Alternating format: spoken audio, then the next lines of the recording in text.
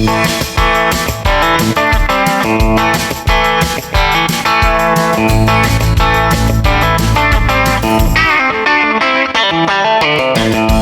is the Great Alaska Hunting Podcast. I'm Dalton Gray. And I'm Ryan Humphreys. Broadcasting from our hometown of Fairbanks, Alaska. Thanks for listening and enjoy the show.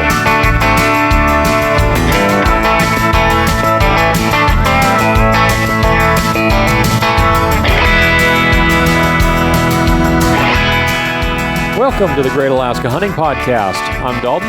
I'm Mo. Thought we weren't going to do that anymore. Well, we did it anyway. Okay. You get to hear it twice. Right. Want to do it a third time? No, that'd be weird. This week's episode is a pack dump. Yep. You've seen a lot of these done. Mm-hmm. If you are listening to this on Apple Podcasts or Spotify or any other audio-only platforms, you might want to check this one out on YouTube. Yep. I know we've said that a few times in the more recent episodes, especially our last one about knives. We are doing a few more visual aid type of episodes here lately, and this will be another one of those. So if you would like to switch back and forth, then you can to see what Mo is talking about as we go here. But to summarize, Mo's about to head out on a sheep hunt. I am. And he has all of his stuff that he will be carrying / wearing on his hunt for a ram. And we're going to go through it. Because this is what you got to do now. Well, yeah. You're not cool if you don't do a pack dump. And I think that there are enough people out there that are interested in this type of thing that, well, and we get a lot of questions about it. We do. And there's a surprising lack of Dall Sheep pack dumps. Alaska Dall Sheep pack dumps on YouTube. I suppose you'd probably be right. I don't watch a lot of pack dumps, if I'm being totally honest. I was watching them because, well, I wanted to do this video, and I've been super going over every single piece of gear. Yeah. Well, and for folks that don't know, this is right about 1 year into your sheep hunting interest. This will be my third hunt. Right. So you came along with me last year as the packer on a guided sheep hunt, and then you came home and went on a personal sheep hunt for how many days? 5. Okay. So you just had a little bit of time. Yep. Yeah. You had a little bit of time, squeezed it in there last minute at the end of the season. Didn't get one, but you cut your teeth. And then this winter and this spring, all I've heard about is the gear. Dude, have you heard how much this weighs? Dude, have you heard about this? And it's to the point where you now have things that I don't even have, and some of the things that I haven't even heard of. And I've even learned some things. So I'm going to sit back and ask a few questions along the way. But this is Mo's pack dump. Mo is taking a dump on the podcast. A pack dump on the podcast. Well, so we can sit back and watch Mo's dump. I'm sure we'll find out where you and I disagree on a few things. I will be curious to see this. Okay. So starting out, I will get through all the stuff that does not count towards my bag weight. What I'm going to call my bag weight. So what I'm going to wear, I've got some Kennetrek. These are the Slide Rock boots. Very similar to, what do you have, the Mountain Extremes or something like that? I have the Extremes and the guides from Kennetrek, yeah. And I think these are just a little lighter weight. Yep. Probably won't last quite as long, but... A little shorter topped. Yeah, I got them for a screaming deal. I've been wearing them a little bit here and there to test them out, taking them on a few hikes and whatnot. Wore them in Point Hope for a job I was doing up there for a week straight. They did great. I loved them. So I'll be wearing those. I've got the Peak Skaters.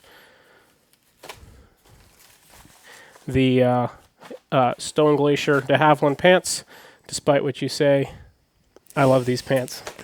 And we should be clear on that. It's not that I don't like the pants. I just don't like them for everything. That's true. I love those pants. Oh, yeah. I've thought about trying to get the lights, maybe. Well, and for folks that don't know, and that are going to watch this later on, perhaps, this is towards the end of August that we're filming this, and you're going sheep hunting in September. Yeah, I'll be leaving in a week. Right. So this is a later season sheep hunt, and you're going to be out there for approximately 16 days, give or take. Yeah, I'll be hiking for 16 days. Unless you kill a ram. Unless I kill a ram. Earlier on, which would be ideal. I'll come back and moose hunt. But September, colder weather, so that the de Havilland pants are not a bad choice. Right. And then I'll be wearing the First Light mid-insulated tall wool socks. I also wore these all week up in Point Hope. to test them out in the Kennetrek boots, and I loved them. What was the temperature like up there? The warm days, the really nice, balmy warm days were 50 degrees. Oh, nice. Yeah, So you got a little taste of sheep weather then. Yep. Yeah, it was great. That's what I was thinking about the whole time. I wore these, and I wore these. I've had some of these before. These are the First Light game bag briefs. And then I wore this, or I have a couple of these as well. This is the Wick hoodie. And so I'll be wearing a pair of these socks and a pair of these drawers, and I'll also have one extra of each in my bag. So once things get stinky or wet, I can alternate. But I have never used anything that has cut scent better than First Light wool. Mm-hmm. And it all wicks well. It all cuts scent. I wore these for 3 days. Mm-hmm. And to be honest, because I just got back from Point Hope, these haven't been washed yet. But they don't stink, which I was pretty impressed with. Anyway. So, and then I've got my vinyl harness. I also don't count this towards my weight. Some guys do, some guys don't. It's on my front. It's not, sure, I'm carrying the weight, but it's not really a load on my back. Mm-hmm. But I've got the Spartan Javelin bipod. Mm-hmm. I've got my GPS Map 67i, which is inReach functionality. Really nice GPS, which I really don't want to go without in case something happens to my phone. Yeah. Yes, Onyx is awesome until your phone dies. And the battery on this is insanely good, especially if you use it sparingly. I've got a 3-round ammo pouch on here. FHF makes that. Yep, that's from FHF. FHF also makes the harness for the Javelin. I've got some earplugs in here, some Carmex, tags in the front. I've got my Digiscope adapter in the back, trying something new. This right. This is the Epic Outdoors Mountain Mag Digiscope adapter, and it just goes on the back of a lot of the phones and cases come with the magnets on the back, just snaps on the back, and it snaps onto you get an adapter for your binos or your spot and scope, and it just snaps on there. You don't have to change your case or anything, which really annoyed me about a lot of them because then it blocks other cameras and whatnot. Right. This allows you to use both your regular lens and your zoom lens. I'll keep that out, and maybe we'll talk about that when I get the spot and scope out. Okay. Anyway, that's my vinyl harness. So that's the stuff. Well, that and then my Peaks trekking poles. They used to be called Sissy Sticks. Now they're just the Peaks Elite, so they've gone modern and classless like Cracker Barrel. Bring back the Sissy Sticks. Yeah, even the link on the website still says Sissy Sticks up on the URL, really? Yeah. But they don't say Sissy Sticks on them anymore. They're not advertised as it anymore, and that was just... That's the old days now. Yeah, that's when I learned about trekking poles from Brian Call. You know, like you need to have trekking poles. All right, next, let's go rifle, so I can move past my pack without flagging myself here. This rifle with 3 rounds in the magazine, with the this, which I might not take. I don't know. The sling. The sling, and the cover and the magazine is about 8 pounds 10 ounces. It adds up quick because I believe the rifle and scope by themselves are 7 pounds, something like that. Yeah. As soon as you add a little bit of ammo, I also have on here a Arca rail, so I can put this right into my tripod. And who makes that Arca rail? This is Mountain. Same company. Is it Mountain Tactical? Yes, Mountain Tactical. That's the same part. Yeah. Yeah, they make a lot of Tika parts. Yep. This thing's awesome. I was able to adapt my Javelin adapter that just mounts to the bottom of my stock right onto the Arca rail. Yeah. So I don't have to lose that. You didn't have to drill any other holes in the gun or anything like that? Nope, not at all. Nice. It came with, between the screws that the adapter came with and the screws that came with, all I had to do was, it took about 10 minutes to put it together. Nice. Very nice. And it's not just a 3-inch tripod for those of you listening. It's about 10 inches long, goes almost back to the mag well without covering what you need to get to. All right, and then this is the rifle holder from Initial Ascent. Just bring the rifle down a little lower so it's not sticking up so high when you're cruising through the alders. Okay. What should we get into next? Clothing? Well, what pack is it? Well, this is the Initial Ascent 8K. And after packing, now I'm packing for a 16-day hunt. I can see how a 5K pack would be completely doable on a 7-day hunt or something like that. Yeah. Although I don't know if I would ever get one. I see how it's possible. Yeah. I've got their cub on here on the outside. It's like a second lid. Yep. And it doesn't weigh much. It's about 600 cubic inches. Is that about right? I think it's 300. Or 300? Which the lid's also Okay. about 300. Okay. And the lid might be a little bigger. At least it feels bigger in the way that stuff fits into it. Yeah. They can correct us if we're wrong. I'm sure they'll let us know. Yep. But this is the Crazy Creek folding camp chair. We both obtained one of these last year. I love mine. This weighs 1.5 pounds. And I took it on both our hunts last year. I'm taking it on this hunt this year. Some guys would probably say I'm crazy. Maybe I am, but being able to lean back, But it's I can Crazy use it. Creek. It goes with the name. Right. I can use it in my tent. I can use it when I'm glassing, Yep. which sheep hunting, once you're glassing, sitting down anyway. So this way, my back can be supported instead Right. of hunched over, sitting cross-legged. And then Or as Americans like to call it, Indian style. Indian style. There you go. So then I guess with that, we'll go optics with the glassing. So I've got the Asiac Ridgeline tripod. That's fairly new from them in the last year. That weighs 20 ounces. And it's got a ball head with just an ARCA on top. And that comes with that head. That comes with that. It's integrated into the Yep. tripod. I also have, and then I ordered the Tricer LP head, which weighs 4.5 ounces. And you don't even need an adapter with these new ones. It can just snap right into that ARCA rail like that. And then the Vortex 39 to 56. No, 30. What exactly are the numbers? I don't know. It's the new small light Vortex HD spotting scope. Well, it costs about $1,000. And that's the Razor model. This is the Razor. Yes, the Razor HD. That's what I meant. Yeah. Yep. Costs about $1,000. This whole setup weighs, because the scope's about 28 ounces, 4.5 and 20 ounces. This whole setup weighs just under, just over 3 pounds. Yeah. Something like that. Yeah. Something in that ballpark. Yep. So this pan head allows me to pan and tilt like normal with the spotter. I can loosen this up, and then I've got good pan functionality. You can lock it down real good and still have super smooth support.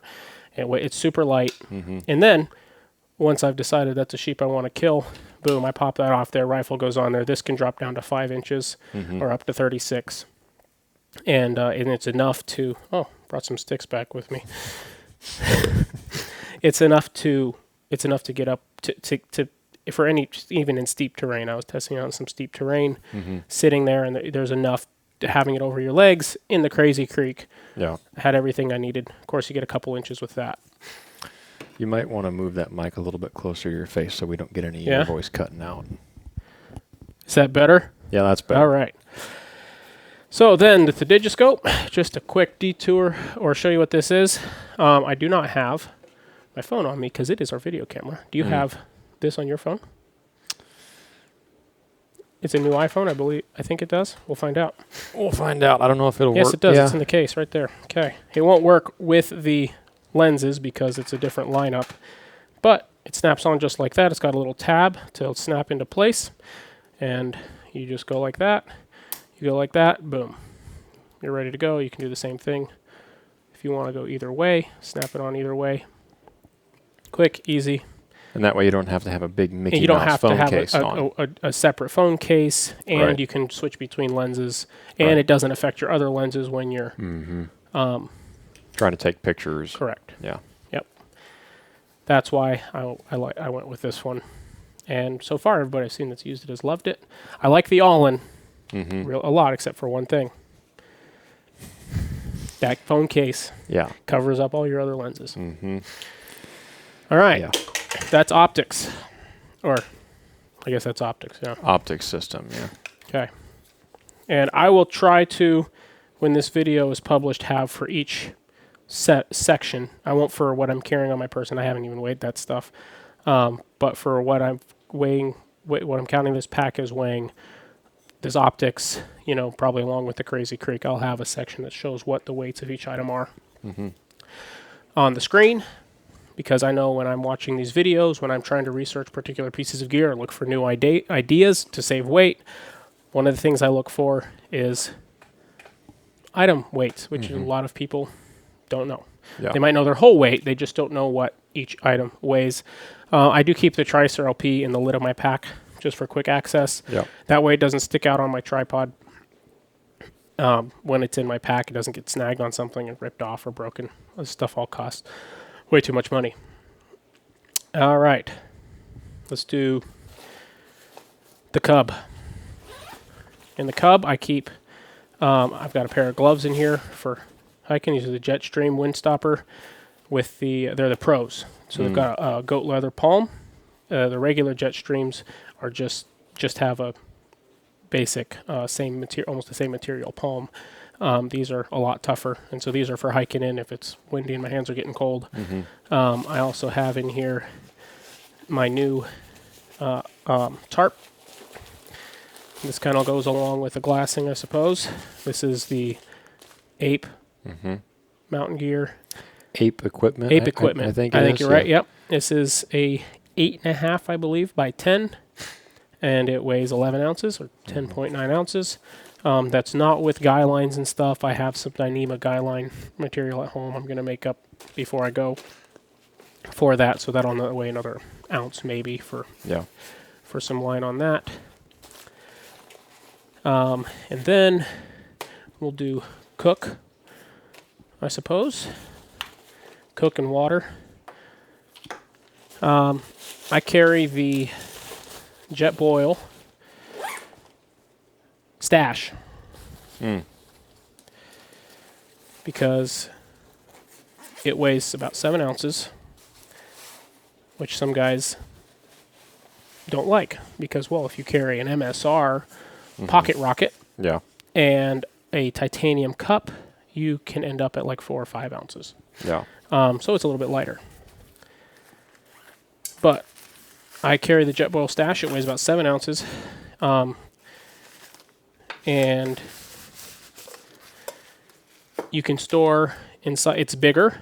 It's about, I think you can do up to about a half liter to half fill. So you could do a full liter. It just would be a lot more full, a lot more chance of boiling over. It's got a nice handle on it that's not going to burn you like a titanium cup will. You can carry a can of fuel inside of it. Carry a lighter inside of it, your burner, and your stand. It is the one big learning curve with it is learning to get this, because it's offset and everything fits in there just perfectly. It can take a minute to figure out. I like that little mini fuel can snaps into the lid like that. It's nice. That's the lid really doesn't good snap idea. on as nice as I would like, but the handle helps hold it on. Yeah. So this weighs, not counting the fuel and the lighter, this weighs 7 ounces. Wow. This boils a liter or a half liter of water with about half the amount of fuel that a MSR pocket rocket does. Really? So yes, and it's the same, almost the same. It's almost the exact same for like the Minimo. The Minimo weighs about 14 ounces, so about twice as heavy as this. Yeah. But you can carry half the amount of fuel with this as you carry with your pocket rocket. So any weight savings you got in your stove, Go out the window. Go out the with window fuel. with how much fuel you need. I don't remember what my fuel. And is that because this has the flux rings on the cup? Yeah, it's much more efficient. Yeah. Yep. And the more water you boil at one time, Yeah. the more efficient your burn is, slightly.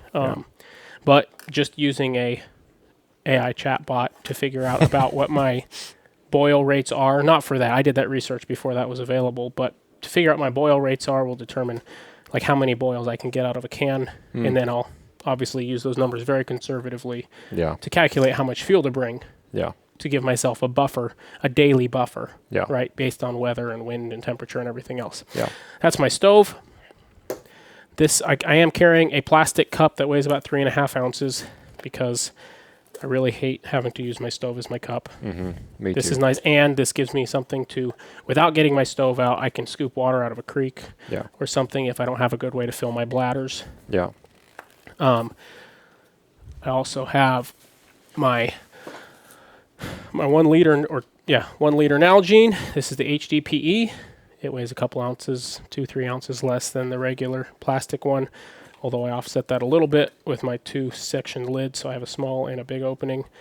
But I would put that on the big one anyway. So I ordered this just because it's a couple ounces lighter, and it was a cheap way to gain a couple ounces. Got a few stickers on there. I'm kind of lacking yet, but... Well, you cover the whole thing in stickers, and it'll just get heavier. Right.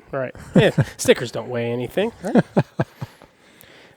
I have a 1 liter Hydro Pack bottle with a little squeeze top on it, and a 3 liter Seeker bladder. Yep. That gives me a total of 5 liters. I can, if I need to, it's not hard for me to do about 2 liters a day. Yeah. Including food, Yep. which I realize probably isn't enough water. But if I need to do that for a few days, I can, no problem. I don't really notice adverse effects, especially in September when it's not hot. So I could, in a pinch, go about 3 days on the 5 liters of water if I had to, if I was sitting on a sheep or something. So this gives me enough to, if I'm up high or something and I'm not able to find any water for a few days, that I can survive without going thirsty. Which now you know that there's water in one spot. There's water in a few spots, plus that you I'll be able to hike down to creeks and whatnot if I need to. Even if I'm living on the top, it won't be very hard to hike down and fill these 3, in the middle of the afternoon or right before bed or whatever, whenever I decide I need to do it. Yep. So that's my water. My cup, like I said, to fill the bladder and stuff if I need to, especially since those both have small holes. It'll be kind of a pain. Yeah. I don't have my food with me, because that's going to be a lot. Just volume, it's going to be a lot. But this, I've got a Sea Summit titanium spork.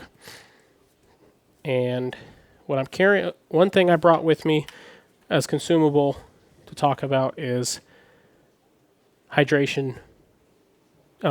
Tablets. These are tablets. A lot of guys use, you like the Liquid IV? Well, or something similar. I've got the powder drink mixes. Yeah, they are Wilderness Athlete. Okay. So I've looked into some of this stuff, and I found these by walking through REI. There's 10 tablets. This one's got 12. This one's got 10. This locally, these cost about $8 a tube. Most of those packets cost about $2 a packet, especially if you're buying them singles. And one tablet from this does what one packet of powder does. This weighs 1.9 ounces. One packet of those drink mixes usually weighs at least an ounce. I've got 12 tablets in here. So you got 24 tablets in total.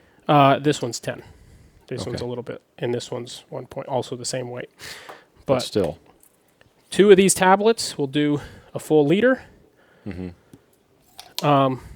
They taste great. They're not overpowering like a lot of the powdered drink mixes are. Yeah. They get you electrolytes. Some of them have a little bit of caffeine and stuff in them. And they're far lighter and far smaller. So I've got a bunch of these. I ordered some, and I'm going to buy some more locally. And you don't have wrappers to And you don't have wrappers. Exactly, and, I mean, you got a little can, place, but I'm sure you can figure out something to keep in there, right? Yeah. Anyway, I found that I've been using these at work and stuff to see how much I like them. I did negate, as much as I love it, I did decide not to bring the GSI Microlight. It's I love it. It's stainless steel and it's lightweight. It's fairly lightweight, but it still weighs 12 ounces. It's really nice to drink something out of that, like orange juice. Gives it a nice metallic-y taste. No, it doesn't. It's stainless steel. What if it was aluminum? I was quoting the great Michael Scott. Oh. Anyhow, I do prefer stainless steel for a lot of reasons, but the weight, I'm adding 8 ounces just in the weight of the bottle versus something like that. So even though it was on my hip belt, I decided not to carry it. Yeah. But I do use this at work every day. Keeps the hot stuff hot and the cold stuff cold. Yep. So that's my cook system, or cooking water system. Any questions? I'm I put this very intrigued by that stove. Is it the first time that you'll be using that stash? No, I took it with me on my 5-day. Oh, did you really? Yep. Yep. I do keep these, my plan anyway is to keep these bladders in my cub to keep them easy access. Even full, they're not, a 3 liter is not very big, so I should be able to keep it in there. Yeah. And it's nice that you've got a detached bag on there like the Cub that you can keep your bladders in, so that in the event that you pop one and it leaks everywhere, it's not in everything. In your bag. And part of the reason I went with a 3 and a 1 is if one of these pops, I still have a little backup water. Even if the 3 pops, I still have 2 liters. I'm not just relying on that. Because I have, what is that, an 8 liter that we both have, the Expedition or whatever. Yeah. That thing weighs 10 ounces. It's big. It's heavy. You would be happy to know I found some stuff that they make that's even a lot tougher than those are.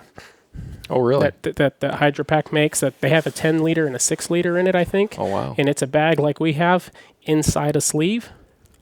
Oh. Yeah. I'm sure you would love to. You're always looking for reasons to carry extra weight. So. Wow.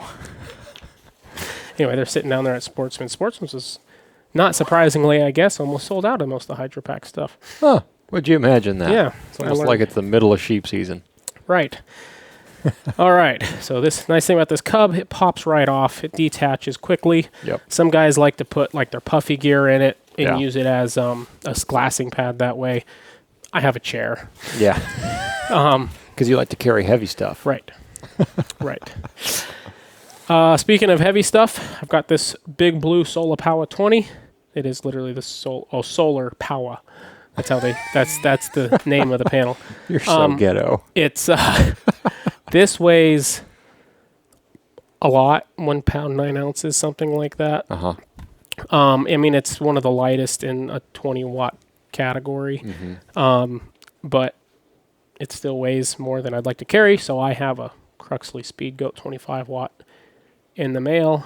It weighs 11 ounces. It saves me 14 ounces. To carry that, or almost 14, like 13. And the Cruxley has more charging ports than that one does, doesn't it? I'm not sure. This has 2. It might have. It has 2 or 3. I don't know. I don't really use that one more than 1 or 2. USB-Cs? I believe it's just 2 USBs on this one. The Cruxley, I believe, has a USB and a USB-C. Oh no, this is a USB-C and a USB. I think that might be what the Cruxley has. So USB-A and C on that one. Yep. One of each. Can I see that one really quick? Yep. I haven't looked at this one since You can pop it open if you like. last August. So in the electronics section in my lid, I keep my other electronics here. I've got my SteriPen. This is a SteriPen Ultra. It doesn't hardly weigh anything more than the Mini, and it's more reliable and kills more stuff. Yep. So I got that. Keep the dump out of your pack dump. The only thing I don't like about the SteriPen is the fact that it's an old micro USB port, so I have to carry a special wire to charge it. Yep. But I mean, I probably won't even have to recharge it the whole time I'm out there, but I'm not running that risk. I still haven't burned through a battery on one of those. I'm not running the risk. But I agree. It's not worth the risk. I have a Nightcore NB10000 Ultra 3rd Gen or something like that. This is a 10,000 mAh. Milliamp hours for all of you peasants. Yep. Battery bank weighs 5.6 ounces or something like that. It's tiny. We'll take a look at that, USB-C baby. fast chargers on it, and it has a water resistance rating. Oh, does it really? Yes, it's. I believe it's IPX4 or IP4. I'll just pretend to know what that means. That's the water. So your phone's probably a 7. I know it means it's a waterproof rating. I just didn't know where it ranks in the scale. Yeah, that's what I mean. So like your phone's a 6 or a 7. That would be a 4. So like you're not going to want to dunk it underwater, but any rain or anything, it should be fine.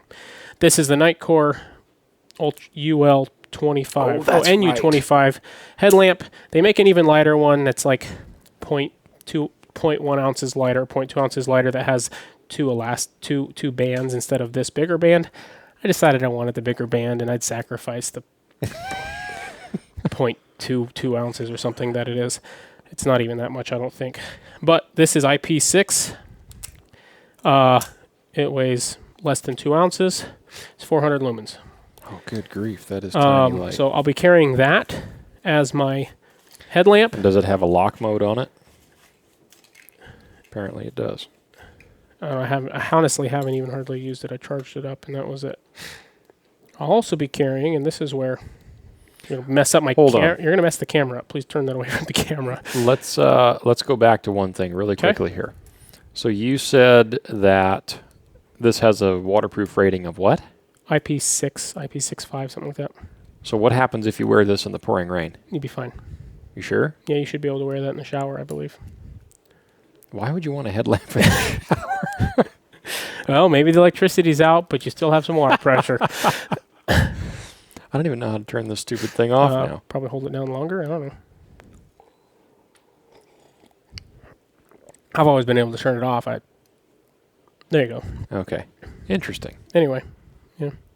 It's got even, So you can even change the light so temperature. I don't know why you'd want To to do that. turn it on, I think it's also a hold down. yeah, you have to hold both buttons down to even turn it on. So there is some sort of a lock feature with that. What's the battery life supposed to be like on this thing? I'd have to look into it a little better. I'm not super worried about It's it. only 700 milliamp hours. Yeah, but it's not very much Good energy grief. that it's using. That's tiny. This. Wow. So I'm also carrying an air pump. Is that a different one? This is a Big Agnes branded one. It's pretty much the same thing as I think the Flex Tail, and half the other companies carry one now that looks exactly like this. This one I'm carrying because it has a light. I can use that light in my tent. Oh, here I am going to mess up the camera. I was just going to say, you're going to screw up the footage. But it's a little air pump. I can use this to air my pad up. I can also hang it for a light in the tent. It's also a backup flashlight. Yeah. Right? My InReach has a light on it. My phone has a light on it. Hike out in the middle of the night holding your air pump light. Well, it's September, see that but thing? it's still light through. This is 3.6 ounces. It's a little heavier than the last one I carried, but it's got a light. It's got a little more power.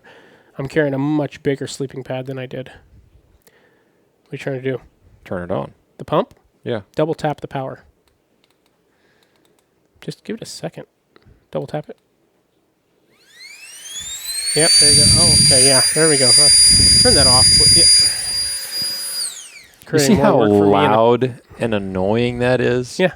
Can you Especially to the imagine guy that in doesn't- the mountains? Especially to the guy that doesn't have one in the other tent. That is so loud. Yep. I just love to give you a hard time Carry for the having extra an weight. air But pump. It is what it is. A few wires, probably a few more. You know, than I back need in my here, day, but- Yeah, it's okay. I know there's a stigma around carrying an air pump, and I do not care.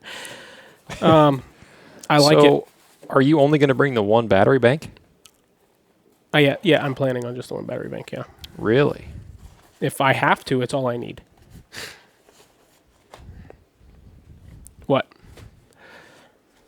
What if you don't get any sunshine the entire time? If I have to, that's all I need. Really? Wow. My phone will last days on Yeah. airplane mode, not using it, Yeah. and my InReach will last days the same way. Mhm. That will recharge my phone twice. It'll recharge my InReach several times, Hmm. or both Yeah. once each. Like I might lose my phone, but I don't need my phone. Right. I considered not carrying this. Until you shoot a ram and you can't take pictures of it. Well, that would suck, but you know what? Do you want to borrow my Nano? No.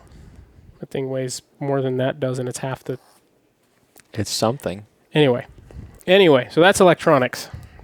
Just put it in your pocket. I can hear by your... I can hear the disapproval by the questions you're asking. I'm a but little surprised. I mean, 10,000 is pretty little, It is, but... especially for potentially 16 days in September. Yep. You know?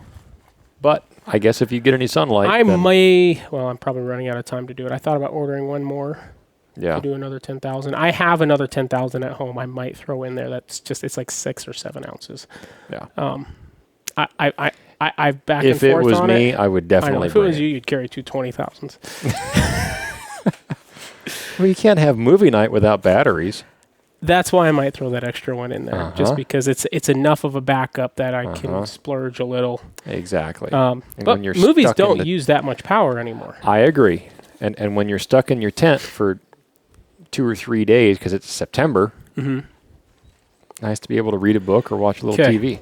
Kill kit, cut kit, whatever you want to call it. I've got an extra lighter. Oh, apparently I have 2 extra lighters. I'll probably delete one of those or throw one in a different bag somewhere. Bunch of Tenacious tape patches and the patches that came with my sleeping pad. Yep. The Alaska Blade Works thin horn. Talked about that in the last podcast. The Leatherman Skeletool CX.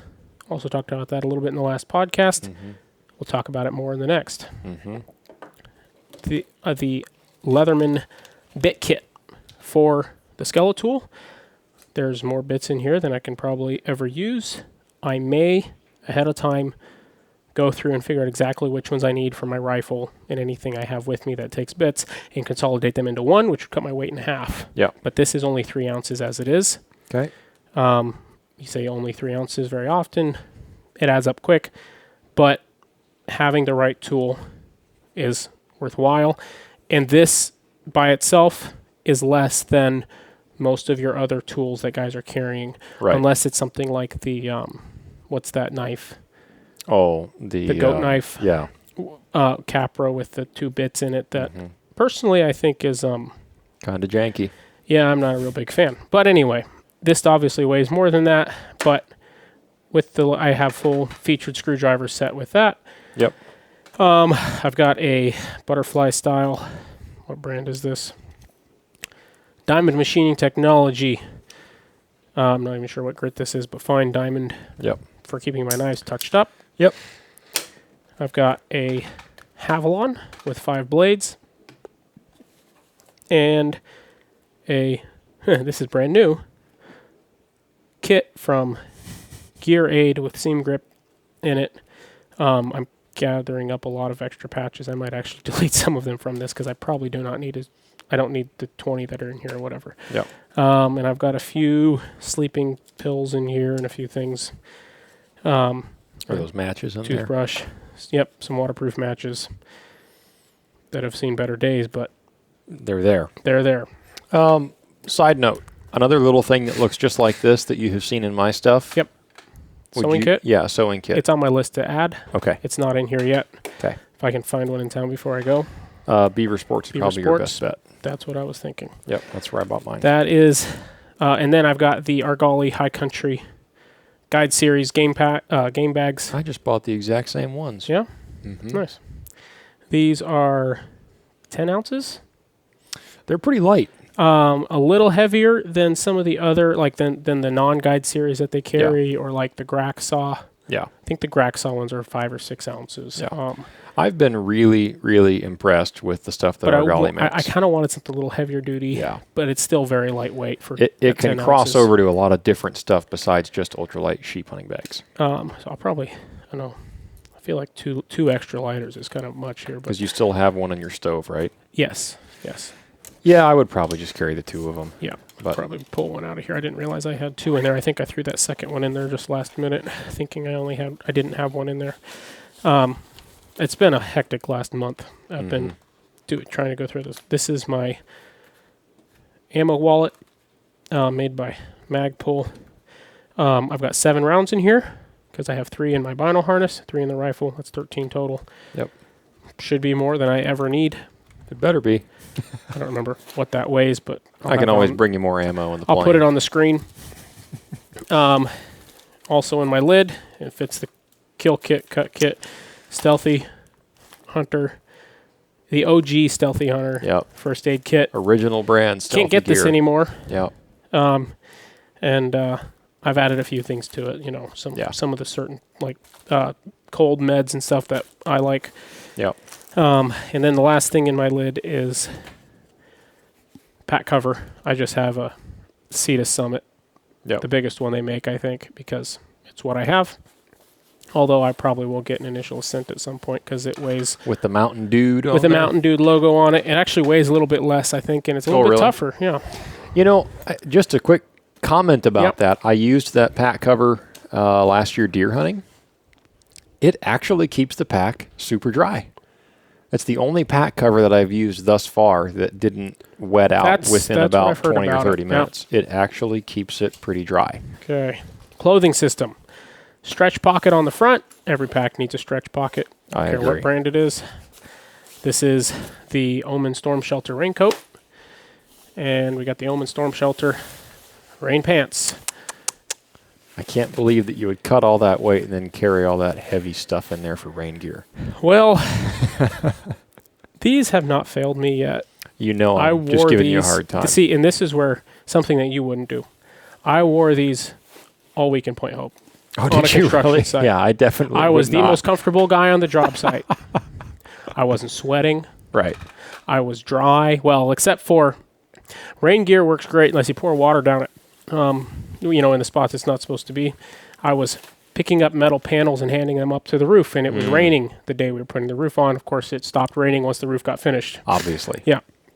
Anyway, and so I'm picking these panels up and just pooling water up on my legs, and it was getting in like this pocket here that's got a flap on it, and it was going down my waist because my coat would pick up, and so this leg and boot were soaked on that day. But that was the only day they were wet. You didn't get any holes in them with that sheet metal? Nope. Nice. They are incredibly tough. Yeah. I was obviously, even with the sheet metal, I did my best to be extremely careful. Yeah. And I had zero issues with them. I was at last minute, I decided to take them anyway because rubber rain gear sucks, especially on a job site. It does. And I've had several of the guys that were there texting me, what was that rain gear you had? Oh, really? Yep. Non-hunters. Oh, really? Saying, what was that rain gear you had? And they know what it cost. Check on over to First Light. But, yep, that's where I sent them. So that's my rain gear. That combined with the gaiters, for the most part, and then those gloves. You're dry. So for my active insulation, Do you have other gloves that you're bringing? I have a real light thin pair, and then I have the First bringing the Light. I've mitts? got to learn a lot of First Light stuff. Yeah. Are you They bringing make the some good grizzly gear. mitts again? Yes, I am. I thought about doing the Stone Glacier Blizzards, or not the Stone Glacier, Sitka Blizzard, the new Sitka Blizzard gloves, Okay. but they don't have a removable insert. I know. So I said no to that. But these Blizzard mitts, I hiked out in these last year, and they're awesome. They're made of the same material as the rain gear, the 4.5 layer waterproofing. Apparently, I picked up a fish with these. You got scales on them? Yeah. Oh, you know what? I think this was in the boat in Southeast Alaska last year. I was wearing Oh, yeah. these. While we were at deer camp, we were fishing. Yep, we were fishing. Yeah, I was like, what in the world? Apparently, that's what I used them for last. But anyway, Captain Mo. love these. They've got Sherpa lined, removable inner gloves for Yeah. insulation. Great for glassing. And you can still, well, I guess if you had to, you could still shoot in them with the trigger mitt. But Yep. you can hike in them, whatever. Obviously, it's not preferred to hike in them, but if the weather's bad enough. Yeah. This is the Stone Glacier grinder. Sitka. Man, I keep mixing up those words, don't I? Sitka. See, I'm not brand loyal. They're if you the can't same tell. but different. Yeah, Sitka's probably better. Same factory, different kids. All right, moving right along. Yeah. This is the Sitka Grinder T. They don't make this exact one anymore. They've got. Oh, they don't? No, not anymore. It was hard to find the specs on it because they didn't have a page for it anymore. Ah. Man, I'm dumping garbage all over your table and floor. But anyway, yep. This is a nice grid fleece, similar to like their heavyweight hoodie in weight, but no hood. Yeah. Because you don't. Well, I prefer not all my gear to have hoods. Yep. Me too. I get tired of hoods. Got that, and then I have. I've got a compression sack here. Not all my stuff is in compression sacks. That lets me kind of keep things a little bit more packed tightly. But I've got in this compression sack. I won't open it up, but I have a pair of Sitka merino wool leggings that I just like to wear to bed because they keep my legs from sticking to the inside of the sleeping bag. Yep. And then I also have the Sitka. What is that jacket? That one? Oh, the ambient. Yeah, ambient. Sitka ambient jacket in there. So that's that's also an full active zip. Full zip. I No believe it even hood. I believe it also has a hood. I got it on sale. So. Was that the one you were wearing at the bait this spring? Yeah. I didn't think that one had a hood, but Well, I guess I don't really care if it has one either way. But honestly, I might prefer if it didn't. Yeah. But then I have my Sitka Jetstream, the OG Jetstream.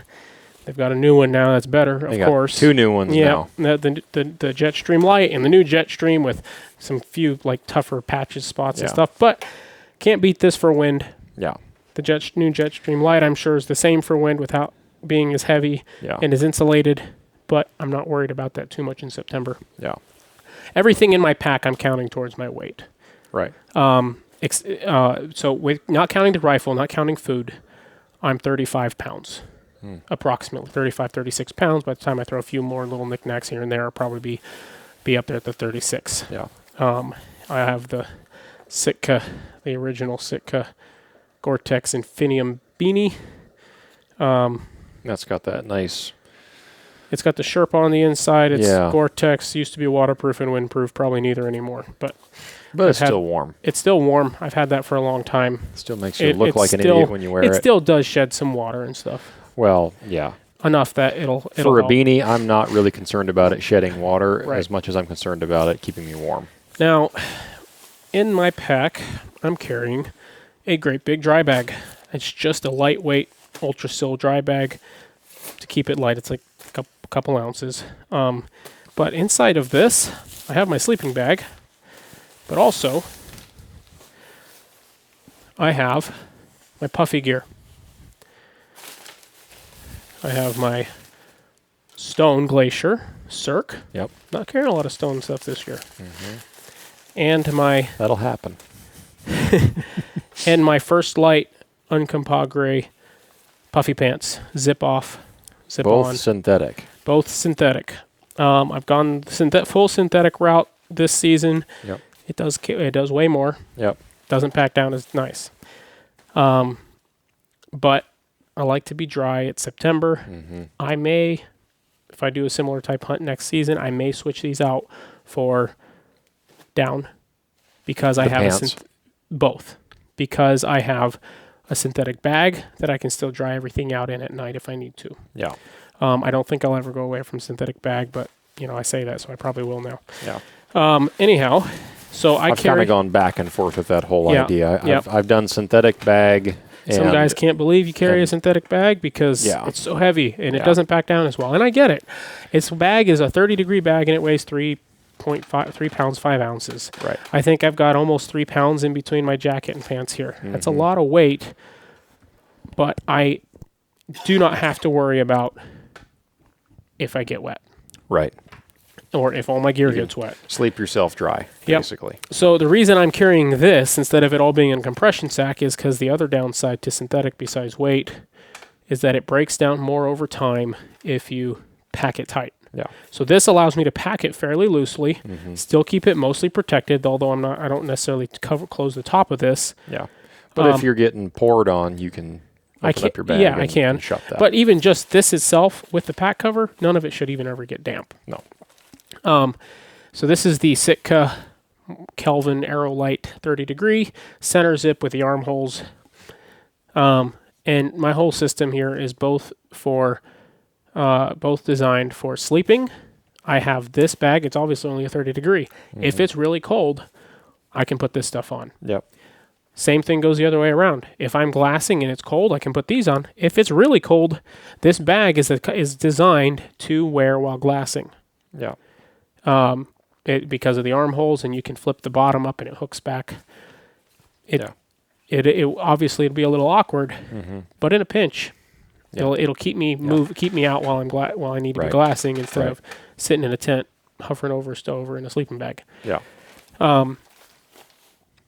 So that's that's all my clothing, and then my sleeping bag. That's how my sleeping bag fits into the clothing.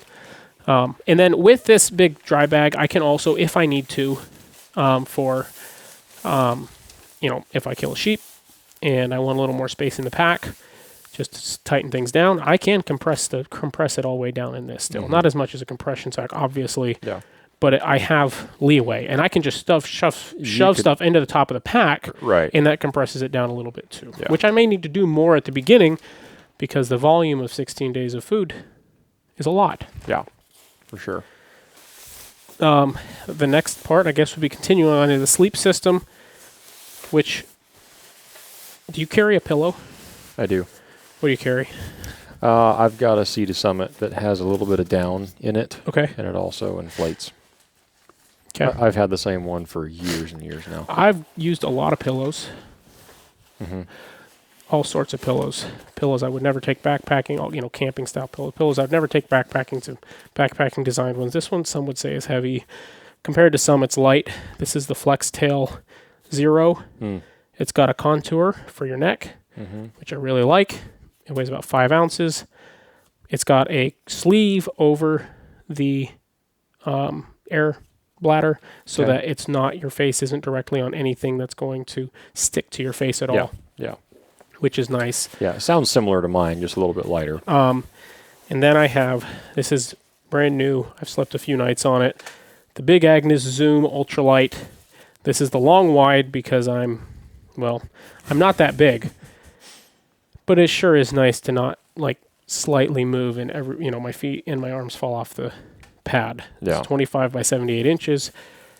It weighed a little more because of that, but this weighs 18 ounces as it is. It's not too bad. It's about 3.5 inches thick and about a 4-hour value of 4. Nice. A few things some guys don't like about it, but you know what? Give her a go. I've slept 2-3 nights on it, and I've liked it so far. And then in the sleep system, I guess the next and final thing would be the tent. This is the Big Agnes Copper Spur 3 Limited, or Copper Spur Limited 3. The Limited is just a little bit lighter. Okay. This is a 3-man dome-style freestanding tent. I am not carrying the extra ground cloth it came with to go underneath the main body of the tent. Doesn't seem necessary. It's an extra 5 ounces. You say that now until you just rip a hole through it the first night. Done a lot of research on most tents that come with extra ground cloths, and there's a lot of stuff. As long as you use your head, you should be fine. Exactly. This weighs about, I think I'm 3 pounds 5 ounces without the ground cloth. Oh, to really? go underneath it. Really? So it's not too bad. That's not bad at all. For a 3-man tent. Takes up a decent amount of space, but So because I'm carrying such a small spotter, it's not a big deal. I stick it in my spotter sleeve. Yep. And then because my spotter is so small, I just tuck it in there next to the tent, and the tent helps protect it. Yeah. Nice.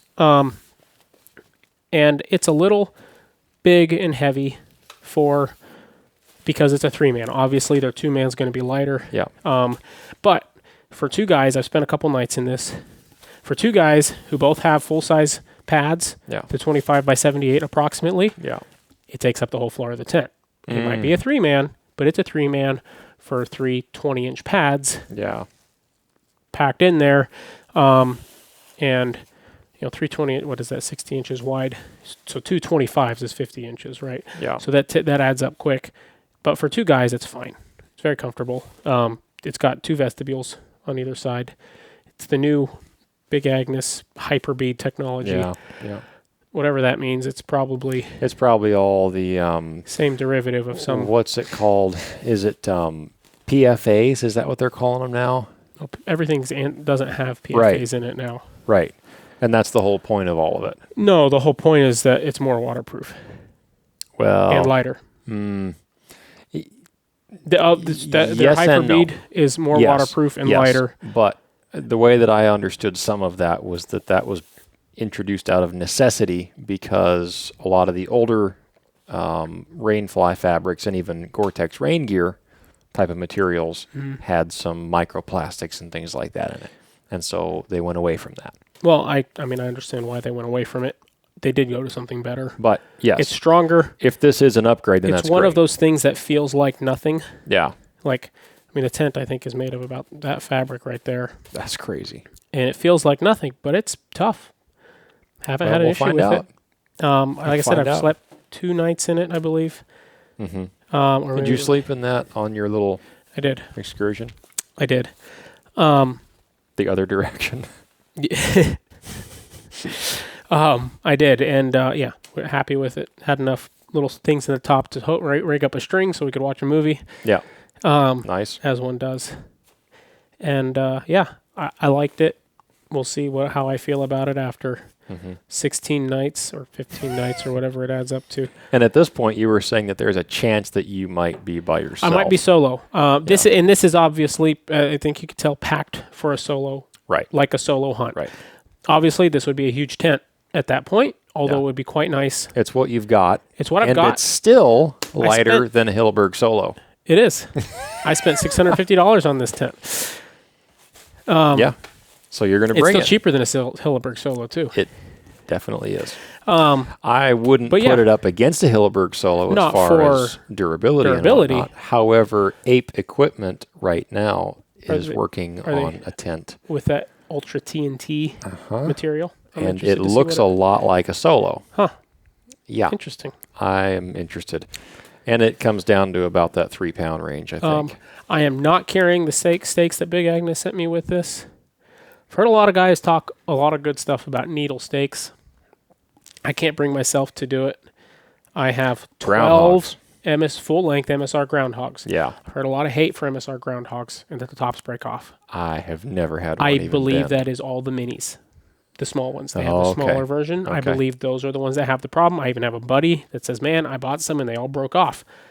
I have had zero issues myself either with them. I used them last year on my solo hunt. I've never had a problem with them. Beating them with rocks to get them in the ground and everything else. Yep. The small ones, I could see I can have an issue. The big ones, never had a problem. Yeah. But to fully guide this out would take 12 stakes, so I've got 12 stakes. Okay. I also have another 10 stakes with my tarp.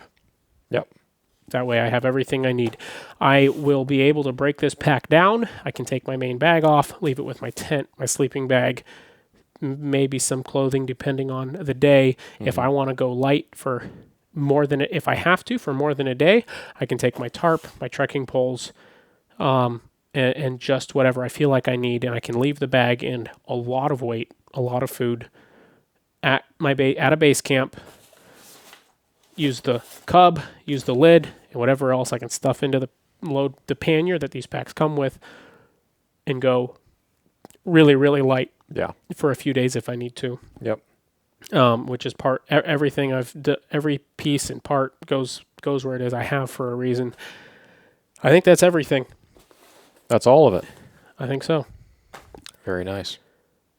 It's a lot, but it's not a lot. And I keep trying to figure out how to cut weight. And the first thing I come down to is the tent. It's kind of heavy for what a lot of guys are carrying for this type of a hunt now. A lot of guys are going floorless. Teepee style non-freestanding. I'm definitely looking at that direction for future years. Doing away. Not that I'll ever. I don't think I'll regret owning this tent. No. Definitely not. But I would think it would be great to have like a. I don't think I'd really want to rely on only a one-person. Non-freestanding. Non-freestanding tent. It's just tiny. Yeah. But I would potentially see some kind of Dyneema 2-person teepee style tent. They're expensive, but there's several in the market sub 1 pound. Yeah. And even potentially carrying, instead of a regular tarp, carrying a like a Z-Packs, I don't remember what they call it, but they have basically it's a non-freestanding tarp that is also a tent for one man, so you could rig it up, open the doors, glass out of it, and in a pinch, instead of trying to rig a flat tarp as a tent, you could use it as a tent. Yeah. Or wrap a sheep up, wrap some meat up in it or something if you have to. So, anyway, any other questions? I don't think I really have questions as much as maybe we should clarify a few things. Okay. So something that we've discussed maybe a little bit in the past is bringing a soft shell or not on a sheep hunt. There's a lot of guys that don't like to bring a soft shell. I am usually one of them. Although last year I brought the Mountain Evo jacket from Sitka Gear. Yep. And I really liked it. Which they don't. They don't make it anymore, and I think the idea behind that is probably to replace it with the new Jetstream LT. Which makes sense. I guess. But I really like the Mountain Evo jacket, and the Jetstream LT still does not have that ultra-breathable stretch fabric in the back, I don't believe. Oh, really? I don't believe so. I think it's just basically a lighter version of the Jetstream. It's not Without the entirely insulation. different. Right, exactly. And I can check that out right now. Sitka Jetstream LT, and just look at that. But for reference, I mean, last year you were in there in September. Yep. In a different area, and when you were hiking out, even you said you were wearing the grizzly mitts, you were in your rain gear, you had your puffy pants on, Yep. you had did you have a puffy coat on as well? I don't remember. I don't think I did. But you had the Jetstream on for sure. Yep. And it was cold. It was snowing. It was sleeting. And I was sweating a lot, but Yeah. it was so wet, like you say, snowing and sleeting and windy, Yeah. that instead of stopping to take off Right. gear, I just opted to keep moving. Yeah. I didn't have that many miles to go to get out of the mountains. Right. Right. And as soon as I came around that last Yeah. mountain, that last top, it was beautiful and sunny on the other side. It was, in a couple hundred yards, it went from sleeting, raining, couldn't see 50 yards Right. to beautiful, other peaks and mountains in the distance as I'm dropping into the valley. Right. Like I can see forever, and, it's just like, oh, well, this is nice. And then I was able to stop and take off a bunch of gear and Right. start to dry out a little bit. But for those that might not be familiar with it, September in sheep country is usually pretty chilly. Would it be more of a late season hunt in the States? Maybe compare it to something like an October rifle season hunt down there. Depending on where you're at, obviously. Right. But something like in a western state like Montana or even Wyoming or Idaho, I would imagine would have similar conditions in October as we have in September. Mm-hmm. And sheep season ends September 20th, and you're leaving the beginning of September, Yeah. and you're going to be out there for 15, 16 days potentially. Yeah. So having a windstopper soft shell jacket that still breathes, that you can still hike in, Yeah.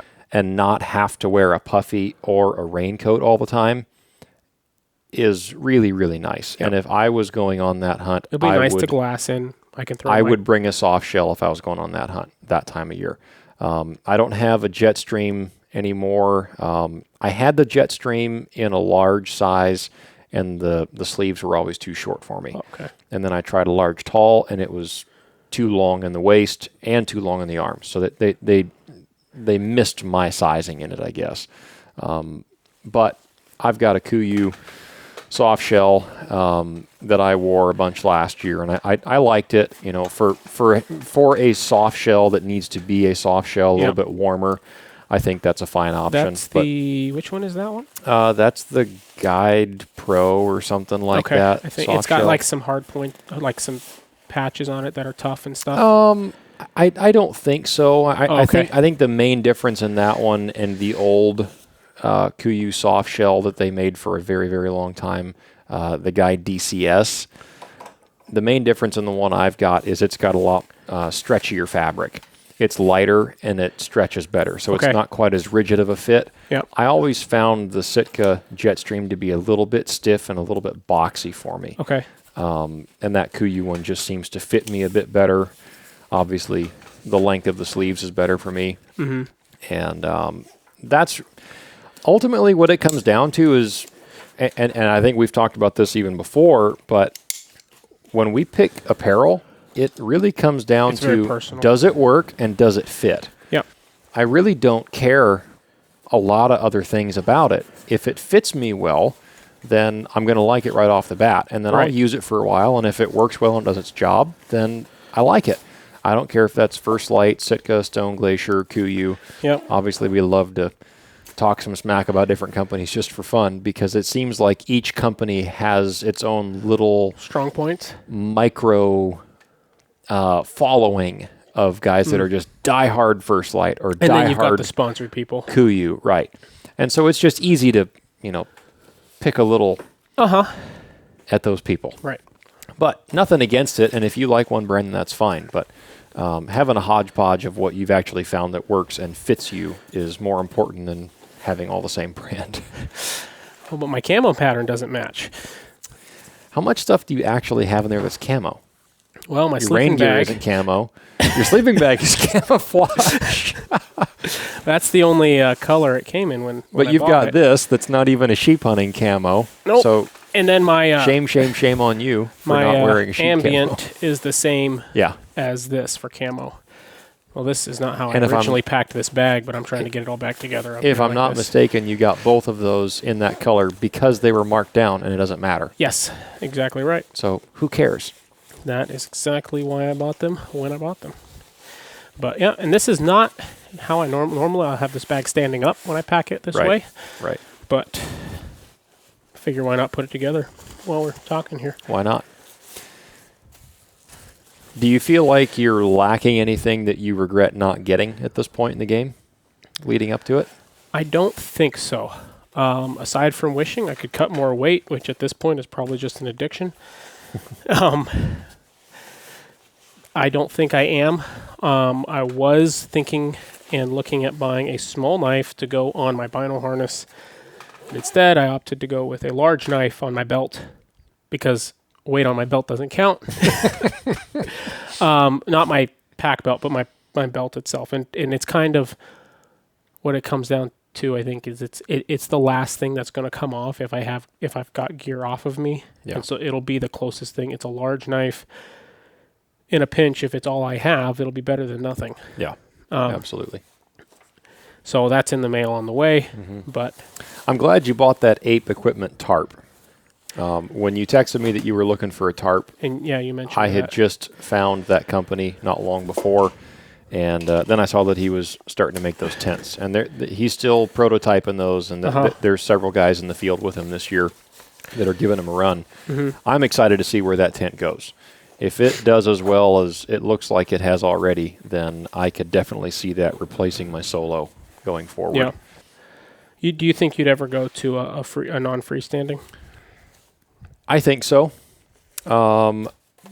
But I would probably do that on a two-man hunt. Okay, you wouldn't do it you wouldn't buy a smaller two-man tent to go. I think I might do like a two or a three-man with two people. I guess it depends on what that ape one weighs too, huh? Yeah. Yeah. Is that a single man he's doing, like a solo? Okay. I mean, if you didn't know who made it, you would think that Hilleberg made an ultra super light Have you seen version some of a pictures Solo. of it? Oh yeah. Okay. Yeah, they're one of those companies that's small enough at this point that they're not keeping everything they're working on ultra secret. Yeah. Like, you don't hear about anything from Sitka until Right. It's launch day, Yeah. or until the week before when somebody goes on 10 different podcasts to talk about it. right. Which I mean, I get that. Which but is fine. Yeah. Ape yeah, is at this point I was watching a video from a few months ago, I think, and the Mindful Hunter, and he goes, Yeah. I've got an Ape Equipment tarp that's a prototype here I'm trying out, which Yeah. now it's not a prototype, and like most companies, if you've got a prototype, you're not supposed to talk about it. But Right. what do you think of those new Peaks tents? The one man and the 6-man. Yeah, and they have a 2-man too, I think. Yeah, I think you're right. They look pretty sweet. Yep. We've had some discussions about fabric. Right. The one complaint that I've got about my Peaks 4-man TP is that the sill nylon stretches over time. Yep. When it gets cold and wet, it stretches and kind of sags a little bit. Yep. And so I have just learned how to pitch it in such a way where I can take out that slack in the fabric Yep. over time. I would like that to not be there. Now, they do offer it in the Dyneema option. Well, they offer that tent in the Dyneema option. Right. They do not offer any of the new ones in the Dyneema Well, option not yet. I'm sure they will. But the Dyneema doesn't stretch. Right. And it's a lot lighter, but it doesn't pack down as It small. doesn't. The pack down difference from what I've seen on most stuff that's Dyneema, it's like this tarp. It's the Ultra TNT, which is a very similar to Dyneema material. Yeah. A little bit cheaper. Like the pack down difference is, Yeah. to me, it's almost minimal. Yeah. So the expense, though, is what Yeah, it comes that's down where it to. comes down to. And I didn't want to buy a second one in Dyneema when I've already got one in Sil Nylon. Yep. So I don't know. There are other companies that make non-freestanding tents out of different fabrics. Argali makes their lineup with the Sil Poly fabric, Yep. which, from what I understand, does not stretch. And it's a similar weight to sil nylon. And I don't believe that there's any sacrifice in durability from what I've seen, but it doesn't stretch. Right. And so that's a little bit of a holdup now that I've learned a little bit more about some of those different fabrics. Right. So some of the Argali tents you and I have talked about, giving one of them a stab at one point down the road. I think that would be... And they have Dyneema options as well. Right. I think that would be a worthwhile This is an interesting way to pack this, I'm telling you. Up on a table instead of down on the floor? Yeah. Yeah. Up on a table, sideways. Right. So I don't know. I think down the road, you and I should probably grab a... I've been looking at those ones as well. Grab an Argali. Yeah, and that's where I was looking at some of the new Peaks ones. I do like some of the things I see about them. Yes. I think but some of the things that Peaks does best... to buy one if it was in Dyneema. Yeah. I think one of the things that Peaks does best is the design features of them. Yeah, exactly. I really like the door on the 4-man that I've got. I like where the tie-out points are. I love the fact that they designed it to use the trekking poles in the roof of it. Mm-hmm. I love all of the design features about it. I just am not in love with that fabric choice. 6-man. The 6-man really looks nice. pretty sweet. 2 trekking pole or 4 to really make it nice, and it's 2 doors. If that's sil nylon, yeah, imagine the amount of stretch that you could get out of that in a 6-man option. Yep. That's a lot of fabric. I agree. So maybe down the line they'll make it out of something else that doesn't have as much stretch. Or, they probably have their own reasons. I'm sure they do why they don't use sil poly instead of sil nylon. Yep. And there might be things about it that I don't even know, and that's fine. But this is just from my perspective as an outsider looking in. It seems like that would be a decent thing to do, is try out that other fabric. But we'll see how it goes, but I don't know. It's all things to experiment with down the line. All right. We've got plenty of time and plenty of different hunts now that you're more into sheep hunting. Yeah, I know. I've got a lot of money into it now too. Yeah. And obviously I am in extreme withdrawal season right now. I can imagine. Not being out there.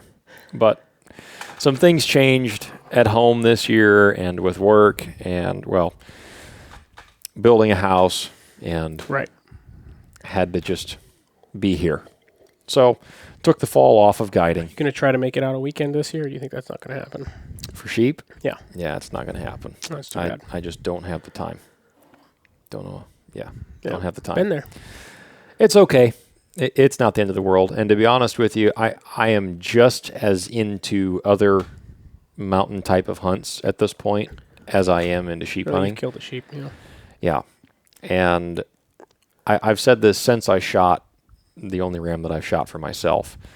And that is, when I go sheep hunting again for myself, I don't want to shoot anything that's of mediocre quality. Right. I would rather shoot nothing than shoot a decent, Right.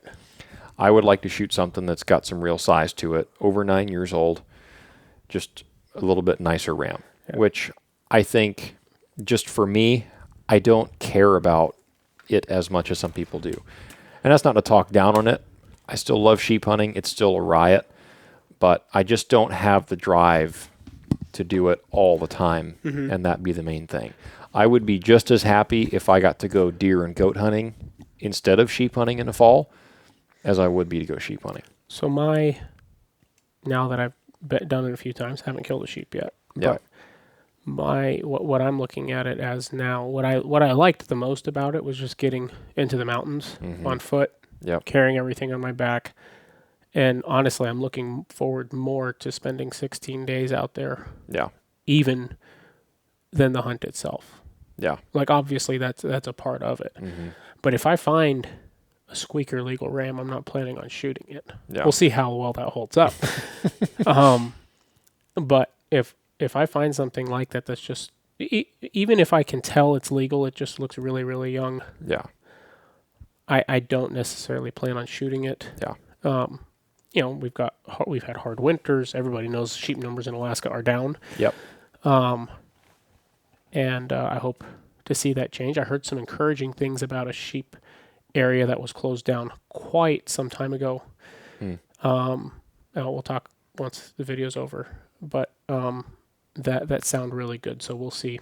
That's good. Hopefully we see some things change and things back up. I hope they cycle and tick back up. But anyway, either way, unless I see what I know is like a really big ram, it doesn't have to be a huge one, but unless I see what I know is a really big ram, I'm not planning on just shooting the first slightly legal thing I see. Yeah. If I get a picture of it in my spotter, you did everything but shoot it. I did everything but shoot it, and that's more work than it is to shoot it. You know what I mean? Yeah. And to me, that's all. That's really what. And had somebody said that to me 3-4 years ago, I probably looked at him and said, "Well, you're crazy. Well, why wouldn't you shoot it? You were there. You did all the work." But it's about with sheep hunting isn't about the shot. Yeah. Really, it's not even about the dead sheep. It's about what it took to get there. And if you can go there. It's when we talked to Lou Bradley. He was going into the wrangles for 40 days after we talked to him. Yeah. Out of sheep season. For the sole purpose of just living a sheep hunt. Yeah. And I feel at this point that that's where I'm at. Like I said, we'll see when I'm looking at him in the scope how I feel. But yeah, I mean, the first chance that I got to shoot a legal ram, I took it because I wanted to kill a ram. And I didn't kill a big ram. It's not a giant. Right. It was legal in every category. Yep. And clearly so. Yeah. And I'm not saying I wouldn't even shoot something like yours is. Yeah. But my ram is a small ram. Yep. It's nothing to write home about. But at moving along, now that I've sheep hunted multiple times, I've done it enough to gain an appreciation for it enough, and that's probably got a lot to do with it. Is I know what it takes to do all the work, and I don't want a mediocre ram to get shot just so I feel like I accomplished something. Right. Does that make sense? Yeah, absolutely.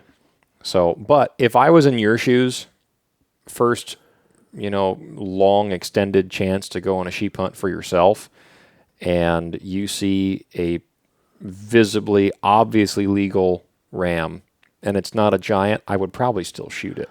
I think just I to will, get one. But I don't want to shoot something. You don't I don't even want want to say that I'm not sure of. I just don't want to be. You don't want people ram to see that a people picture. look at and say, yeah, "Boy, that doesn't even quite look legal." yeah, yeah. Like I agree. yours is clearly legal. Yeah. From almost any perspective you look at it. Yeah. Even though it's not a super huge curl or anything, but it's a full curl. Yeah, it's legal. Yeah. It's like a 1/4 inch pass curl on each side, and it's 8 years old. Right. Yeah, is what it is. But you're right in thinking that you don't want to show somebody a picture of it and say, I went on this long sheep hunt and I shot this, and they have to take your phone and zoom in on it and go, how old is that ram? Or is that just the angle you're holding it at? Is he full curl? You know? You don't want it to be in question. I think my first sheep hunt being what turned out to be, and I even hesitate to use the word, but an unsuccessful, a packer on an unsuccessful hunt. Yeah. We didn't get a sheep, but everything about it, I loved everything about it. The challenge, packing out a caribou, Right. Which made me say, 5 miles with a caribou, I'll do it for a client. I'd do it for a client again in a heartbeat. I have no desire to do it for myself. A few miles, maybe. A mile or 5 miles. I guess if I had all the time in the world, and doing that in a day was. Yeah.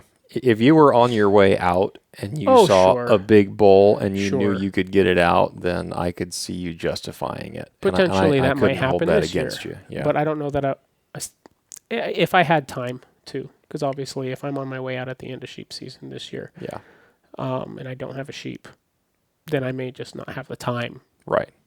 Although I might make the time and just call into work one more day late. But yeah, sorry, I'm still in the woods. Yeah, but I don't know. I'm definitely looking at other things going forward, and I enjoy variety. I've worked for a handful of different people around the state doing guiding work, and I really enjoy the variety and getting to see different places. And sheep hunting is just a gas. It's a lot of fun. Yeah. But I did an alpine deer hunt early August a couple of years ago, and that was an absolute blast. And there were deer to shoot. There's a pile of bucks up there. Yeah. There's tons of deer. It's not going into it like, oh man, are we going to see any deer? Or are we going to see any legal deer? No, Right. it's buck. You can shoot bucks. If you see a buck, you can kill it. Yeah.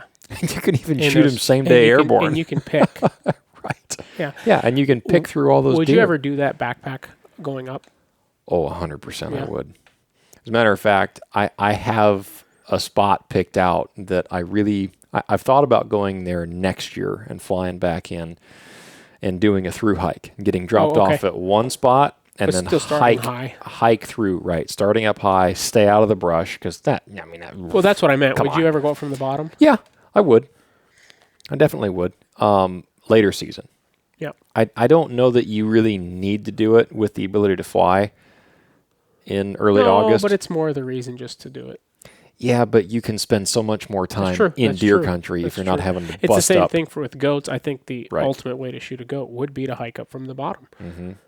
But that's a lot of work. I would definitely like to. I say hike up. It's get not really dropped a off hike. at it's one more of spot. a climb Yeah, it's more of a climb over for goats. deadfall. Yeah.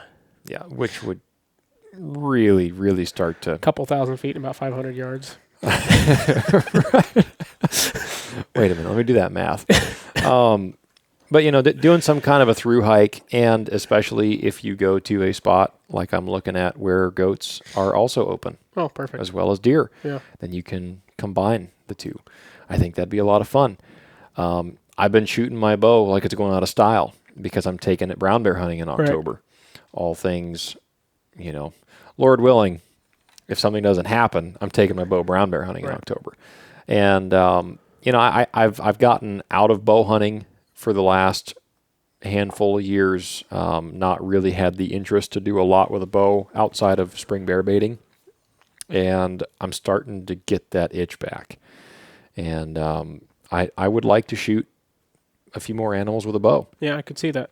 I definitely want to shoot my next few deer with a bow, going in the rut, go in that November time slot and just call them in and shoot them from 20 yards or less, because when they come charging in, they just come charging in. See, this think that'd fall be of fun. you spending a lot less time hunting is allowing me to catch up in my Alaskan pursuits. You get to go sheep hunting, I can't complain. I'm still getting to go on a personal brown bear hunt in October. Right. No, I just mean that's still an excellent hunt and a great opportunity. I just mean originally we planned to do the sheep hunt together, I know. and even to try to push really hard and get back in somewhere Where we shouldn't be. well, that's we should definitely be there. But, Definitely. yeah. Yeah. But nobody in his right mind might be in there, which is the idea, of course. Mm-hmm. But and that's the other side of that pendulum, though, is sheep hunting. You're competing. You've got different pressure in different areas, and then are you going to find a ram that you really want to shoot, or would you rather take the same amount of time and go on a mountain goat hunt? And you spent enough time in the mountains to kind of get your fix. Mm-hmm. I'm still trying to get that. Mm-hmm. And hopefully I can kill a sheep and I get it, or maybe I kill a sheep and it just makes me need to kill another one. But yeah, and I don't mean for this to come across as I don't like sheep hunting. I love sheep hunting.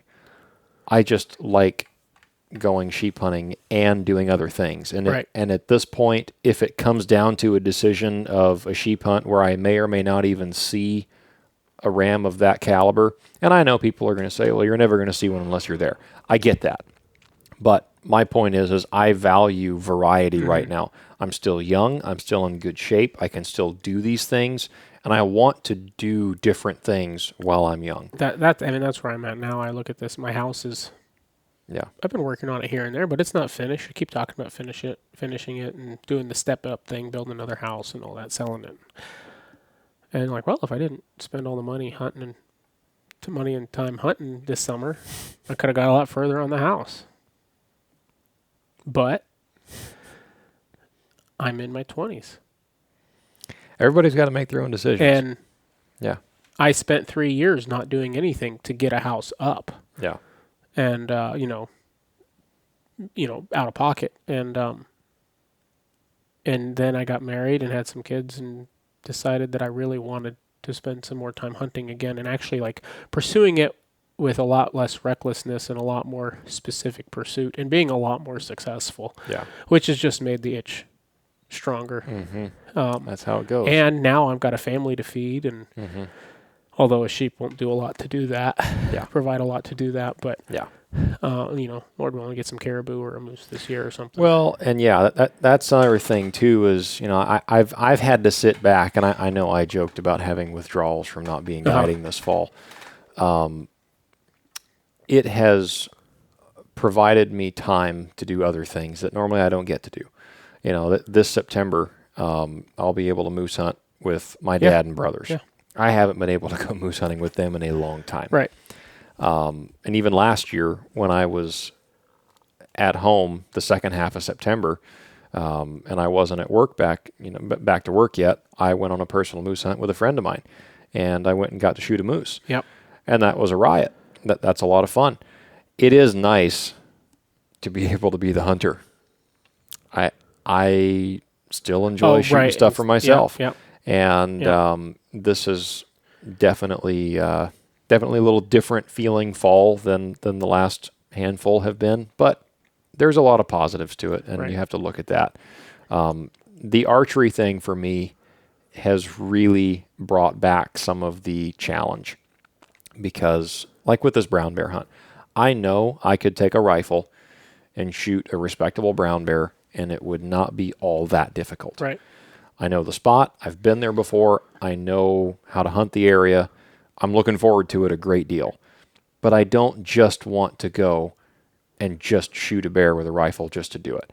I've killed a lot of bears between personal hunts, between hunts with you, with my wife, with clients. I've watched a lot of bears get killed. And I just think that it would be a little bit better. Oh, I understand. Yeah. For me, I will get more joy out of it if I do it with a bow. Yeah, I feel the same way about about just sheep hunting. Yeah. Yep. Especially if I do end up going solo, I would enjoy that greatly. And it's funny because you talk to some guys and they say, "Man, I went solo and I would never do it again." Yeah. And it's just a personal preference thing. Yeah. Some guys need that extra person there to drive them. Yeah. I killed my ram on a solo hunt. You did, yeah. And it didn't take me all that long to do it. There's definitely a little bit of luck that was involved there. I had been in there a handful of times looking at a band of rams, and I knew where they were hanging out, and it didn't take me very long to shoot that one. Yeah. Opening day, I shot it, and I'd been in there only a handful of days prior. That being said, even though it was a shorter hunt, it was my first solo hunt like that, where, I took in 2 weeks of food. Right. I was planning on doing what you're doing, and I just shot one on August 10th. So, but the accomplishment that you feel, and I don't mean to, word this in a selfish kind of way, but it's just the reality of it. You feel a sense of accomplishment when you do that alone that you just don't get when you're with somebody else. Yeah. And I love having a good sense of partner. Adventure, walking away from your wheels and just, once you step into the bushes and you're beating a little bit of brush, even if it's just climbing the mountain, you just all of a sudden it's like, I'm on my own. It's just me. And I've got what's with me. I hope I remembered everything. That's why I have a list. It's on Google Sheets, and I have it on my phone, and I have it on my tablet, and I have it on my computer, and I'm constantly reading over it and checking my pack. Yeah, that's packed. Yeah, I did that for this video. That's packed. And with the sewing kit that you mentioned that I plan on putting in there, I have it on another list on my phone as things to get. Yeah. But yeah, I've got to have it all dialed away, and here I am a week away from going. Yep. And I don't even have enough food for the whole trip. I almost do. I was collecting over the summer, but there's just a sense of accomplishment, and you will know exactly what I mean if you shoot a ram. Yeah. Or even even if you don't. To some extent, I know what you mean because I've done it. I've bear baited solo and killed bears solo. But the anticipation and the lead up and the amount of time and money and thought process that goes into a sheep hunt like that. I mean, yes, killing a bear or a moose or a caribou, I mean, heaven forbid that you shoot a moose by yourself. Yeah, I don't think I've ever done that. I guess you could. I would shoot it by myself if I was within a phone call. Yeah, exactly. But I would not go on a solo moose hunt out by myself in the middle of nowhere intentionally. I just don't think I would. Yeah, last year I saw a moose 5-6 miles in. Nice bull, 40, 50 inches. I went around the rise, and there he was, skylined over there, and thought, boy, wouldn't it suck to shoot him here. Yeah. But with all those other species, you don't have to be as dialed with your gear. Right. And it's not to say that you have to be super, super dialed with your gear for sheep hunting. And that's something that we said in the beginning of this podcast is not everybody thinks this way. Not everybody likes bag dump videos. I get that. It's just not your thing. But you still, even if you don't have all the ultralight type of gear, it's still a much more mission critical type of hunt. And the longer you're out there, most other species are. Your gear being dialed matters. Exactly. On that 5-day hunt, my gear wasn't dialed. Yeah. It may have been more so than some guys even are, but there were some places I was lacking, and, well, it was 5 days. Yeah. And I was fine. Yeah. But that had created a longing to have everything as dialed as possible. And I went in heavy. I went and I carried 10 liters of water. It's 20 pounds. And I had 5 days of food. Barely. Yeah. It was just enough. Yeah. And I went in like that. I went in trying to be as light as I could. I carried only a tarp as my shelter. Yeah. Which for 5 days was fine. I would not want to do that for 2 weeks. Yeah. But I went in like that, and I think I went in, including my rifle, a little over 90 pounds probably. Yeah. I hadn't really weighed. I never weighed my bag then. Maybe I had at one point, and then I never added my rifle or the water. I just kind of did that math in my head, and I realized later, thinking about it, like it was heavier significantly than I thought I was. Close to, somewhere between 90 and 100 pounds, including water. So you subtract 20 pounds of water weight, I would be at 80 pounds or 75 pounds. Okay, I had 5 days of food. I didn't even have a pound a day. I'm going to try to take about a pound a day of food, which I think will be more than enough for me. A lot of these guys that need 2 to 3 pounds of food are bodybuilding workout type, and therefore they need a lot more calories to maintain the muscle they have. I can go absolutely fine on a pound of food a day, even just traditional freeze-dried meals. Or maybe a little bit more just to make sure I have what I need. Yeah. But, for 16 days... give or take that, the day in, the day out, eat breakfast, not on the trail, you eat dinner at home or whatever. Yeah. So 15 days of food, say. Sure. And, okay, if I can do that in 15, 16 pounds. Yeah. But this year, with 15 days, I'll be approximately, I should be under 60 pounds going in. That's really good. Yeah, for 15, 16 days, that's really good. I would say that you're probably under most people at that point. I still am trying. I wish I could lose a little bit more weight. I wanted to have my pack. You certainly could. Minus my rifle at more like 30 pounds, 32 pounds, right then and there. But, sure, I could drop that Crazy Creek chair and boom, that's 1.5 pounds. Yep. Right? I could drop. You could drop the soft shell. You could drop. I could drop the soft shell. Yeah, and then just wear your raincoat or your puffy. I could drop the tarp. And I start to lose weight quick, but boy. Yeah, but what those things add to your creature comfort, I think, are worth the wait. Right. And especially because you skimped in every other category, you can afford to have a little bit of extra weight in some categories. Yeah, and then, like I said, in the future, I'll probably try to go to a 2-man non-freestanding Dyneema shelter if I can. I mean, it doesn't cost that much more than the tent I already bought. Yeah. I don't, it's a lot of money, but it's just money. Yeah. Yeah. It's just money. You make more of it. Right. And the, like I said, the puffy gear, if I go to not synthetic. If I go to down on that, I'd probably save a pound and a half at least. So that's an interesting one, because I right now, for the last several sheep hunts and mountain hunts that I've done, I've brought a down bag and down pants for puffy pants, because I almost never wear puffy pants. I really don't. For me, the pants are because my bag is so light. Yeah. And it's late season. Down puffy pants and a down sleeping bag, and then a synthetic puffy coat. And I haven't run into any issues with that. And I have gotten to the point where my sleeping bag has a little bit of moisture in it. Right. If I was going on a shorter hunt, I think I'd be more prone, especially if I was carrying a hydrophobic down bag. I haven't used one. Mm-hmm. That I've used only non-treated down. But even in 5 days on a very wet hunt, a non-treated down bag lost a lot of loft. Yeah. Especially in a tarp. Yeah.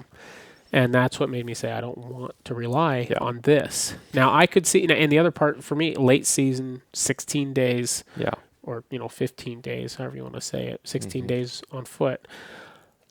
I don't want to. I want at least the sleeping bag, something I can get me and all my gear into, right? And so I could then, because the sleeping bag's down, I would, or is synthetic, I would carry a down, like a Grumman down, or maybe just go with a black Ovis or something like that, because it's cheap. But well, cheap is relative. But I've heard good things about the I Black have Ovis. all the Black clothing. Ovis stuff. Yeah, I've heard really good things about their stuff. And there's new brands coming out all the time. What's the newest one I heard today? I don't remember. Something Primal or something. Born Primitive? No. It was a new. They've been around brand for a while. I hadn't even heard of. They just came out with a bunch of clothing. The Exo guys were talking about it, but yes, Outdoor Vitals. yes, that one. Yeah. Yeah. They make I don't some know good stuff too. anything about them. Yeah. But Yeah, I listened to a podcast with the Exo guys, and I want to say it's the owner I think of they Outdoor said they'd had Vitals. them on at some point. Yeah, and they've got a new line of hunting specific things that Okay. they've worked with the Exo guys to make. Okay. And that's something else too, is in your pack dump there, it's a lot of stuff from Sitka and First Light and Right. Stone Glacier and things like that.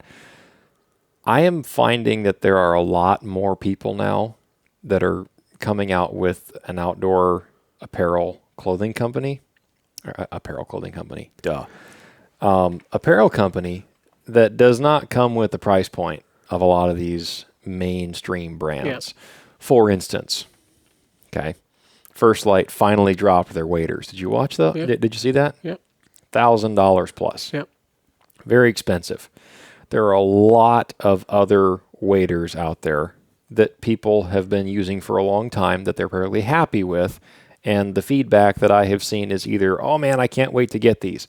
Those are the guys that really don't think about the price of things, or they can somehow justify it. Right. There's a lot of people, it seems like the majority of people, that say, how is that worth $1,100, $1,200? So the way I look at that, for that item specifically, Sure. Sitka has the same thing. They have a very Yep. similar wader for a very similar price point.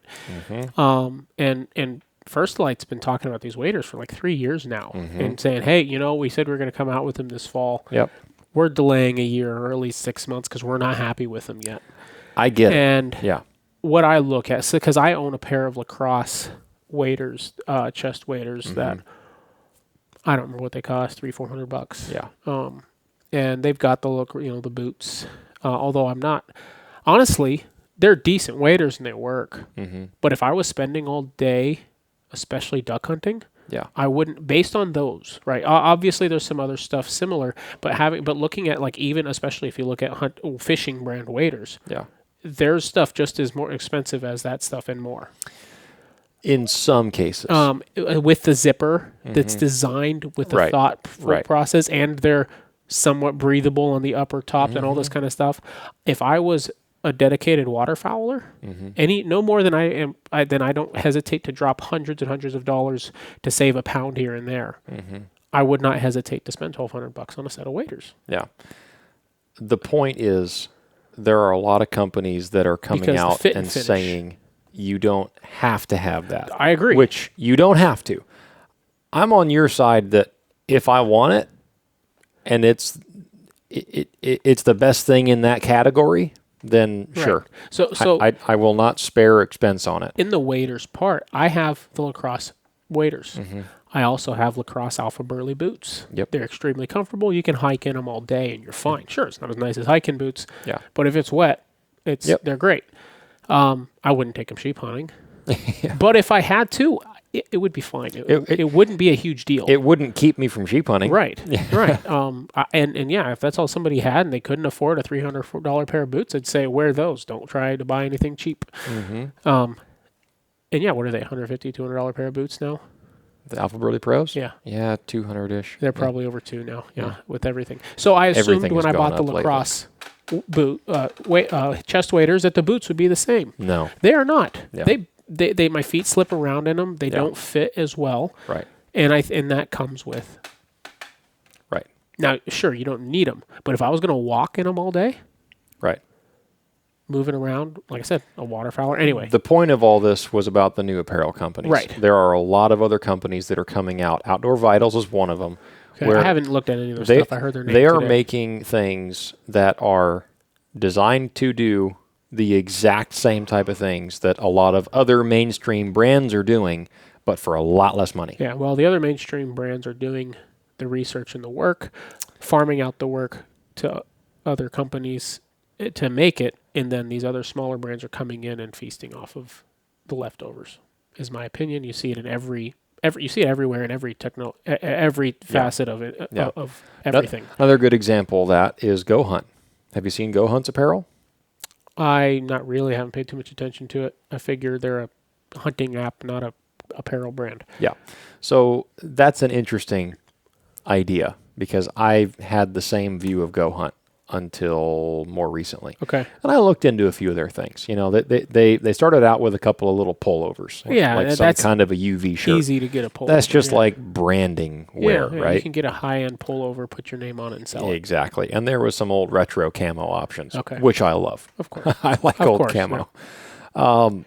But now they have some pieces that resemble other things from different brands. One of them looks a lot like the Sitka Ambient. Okay. A lot like it. It's the same Sherpa. Alpha. No, Primaloft Evolve. Okay. It's the same type of insulation on the inside of an Ambient. It's the same stuff. But it's a little bit heavier face fabric and it's a few less pockets. It's the same thing, but slightly different. And it's a little bit less money. Yep. So there are options to Yeah. get into very similar things. You don't have to buy a name brand mid-weight pullover for a mid-layer. You don't have to buy a name brand, I mean, and this even a is puffy coat. the last 2 or 3 years. Like you that mentioned, this is Black Ovis. Yeah. Black Ovis's stuff is nowhere even close to the price on any of their categories in their apparel. Right. The Black Ovis apparel. And there are a lot of guys wearing that stuff. And they love it. It might not last as long. It might not be quite as nice. Yeah, but it's half or less than half the price. Right. And so for someone that's looking to get into mountain hunting, Right. there are a lot of other choices that are popping up left and right. Outdoor Vitals and Black Ovis, I think, are probably two of the best at that right now that seem to be using their head, and they're making good stuff, certainly good enough, obviously. Right. And they've got people in the industry that are using it. You know, Brian talks a lot about the Black Ovis gear. Yep. He likes it.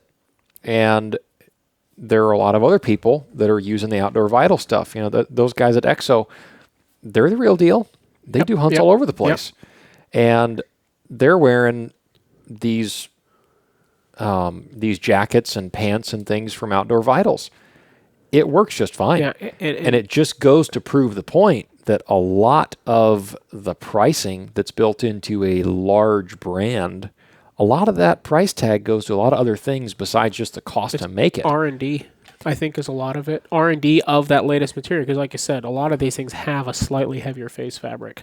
That's last year's or 2 years ago latest material, right? That was developed by Sitka or First Light. I don't know that I agree with that. Well, how else do you I don't think explain so. the production of an item that's almost the same quality at half the price? How much marketing money do these giant companies have to spend? Sure. How much of that price margin has to go to marketing? Okay. How much of the price margin has to go to... So it's pretty well known that a lot of these big companies offer law enforcement guides discounts. What bothers me... But I have a Okay, point about yeah, that I'm making with that, and that is that so you go to Sitka, you go to First Light, you go to Kuyu. Almost any of them offer some kind of discount. Some of it's more than others. Some of it's rather large. Some of it's almost not. Yeah. But on two brands specifically that sell waders in the original thing you make, there's no discount. 3. Kuyu, First Light, and None of them Sitka. have that discount on those waders. I have not checked the First Light They do one not. yet. Did you get an email about it yet? About what? The waders? Uh-huh. Yeah. Yeah. I'm going to have to check in on that because Keith made a comment That it on might one be of the releases delayed. that there was going to be an email sent out to everybody Okay. that had a discount Oh, on the eligibility yes. So of it. I believe that it is I haven't looked for that. what I email have yet. seen is that if you buy the waders, you get a free wader bag to carry your waders in. That's what I have seen. I don't know if that's what they have. But my point with that is they have so much money into the development specifically of those waders and the cost of producing them, because there's a lot of different technologies that go into them, that they can't afford to give the regular, usually rather large discounts that they give to guides, outfitters, etc. Right? What bothers me specifically about a lot of these brands is that if you go back in time Yeah. and you look at, say, a company that starts out, let's just use Kuyu or Stone Glacier as an example, and they start out as no retail. It's all online orders.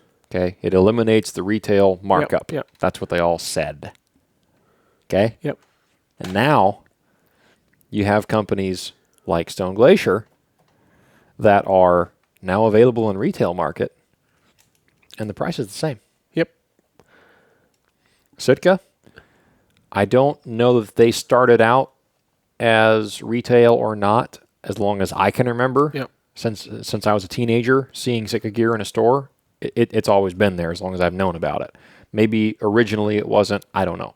Sitka's been around for a decent amount of time at this point. Kuyu, however, has stayed out of the retail market, except they've got a couple of stores. I think they've got a store in Texas and another one somewhere else. I don't know. They've got a couple of stores. And ironically enough, so does Sitka now. Yeah. And I think they each have stores in Light, the same yeah. cities, Yeah. right? And now First Light, I guess Meat Eater has their store in Bozeman at the headquarters, they have and two they now, don't have... Well, Meat Eater has... Well, First Light has their flagship shop Yeah. in Idaho. Yeah. So, the point there is you have Kuyu that has remained no retail, and the prices are the same, and on some things even higher Yeah. Yeah. than some of the things from Sitka or First Light Yep.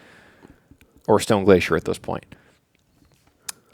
I don't buy that. So I don't believe that a company like Kuyu's products are that much better that they can still afford to charge the same or higher prices because their materials are that much more expensive or their So R&D is that much more my- expensive. I just don't buy it. opinion, and what is true over all of all anything like this, really, in any industry that's on the cutting edge of whatever they're on the cutting edge of. Whenever you make, so one of your biggest things that you like about Sitka is their R&D. They take 2 to 3 years at a minimum Yeah. to develop a new product before they release it, so that it is Yep. the best. And to be fair, I feel the same way about First Light. Yeah, right.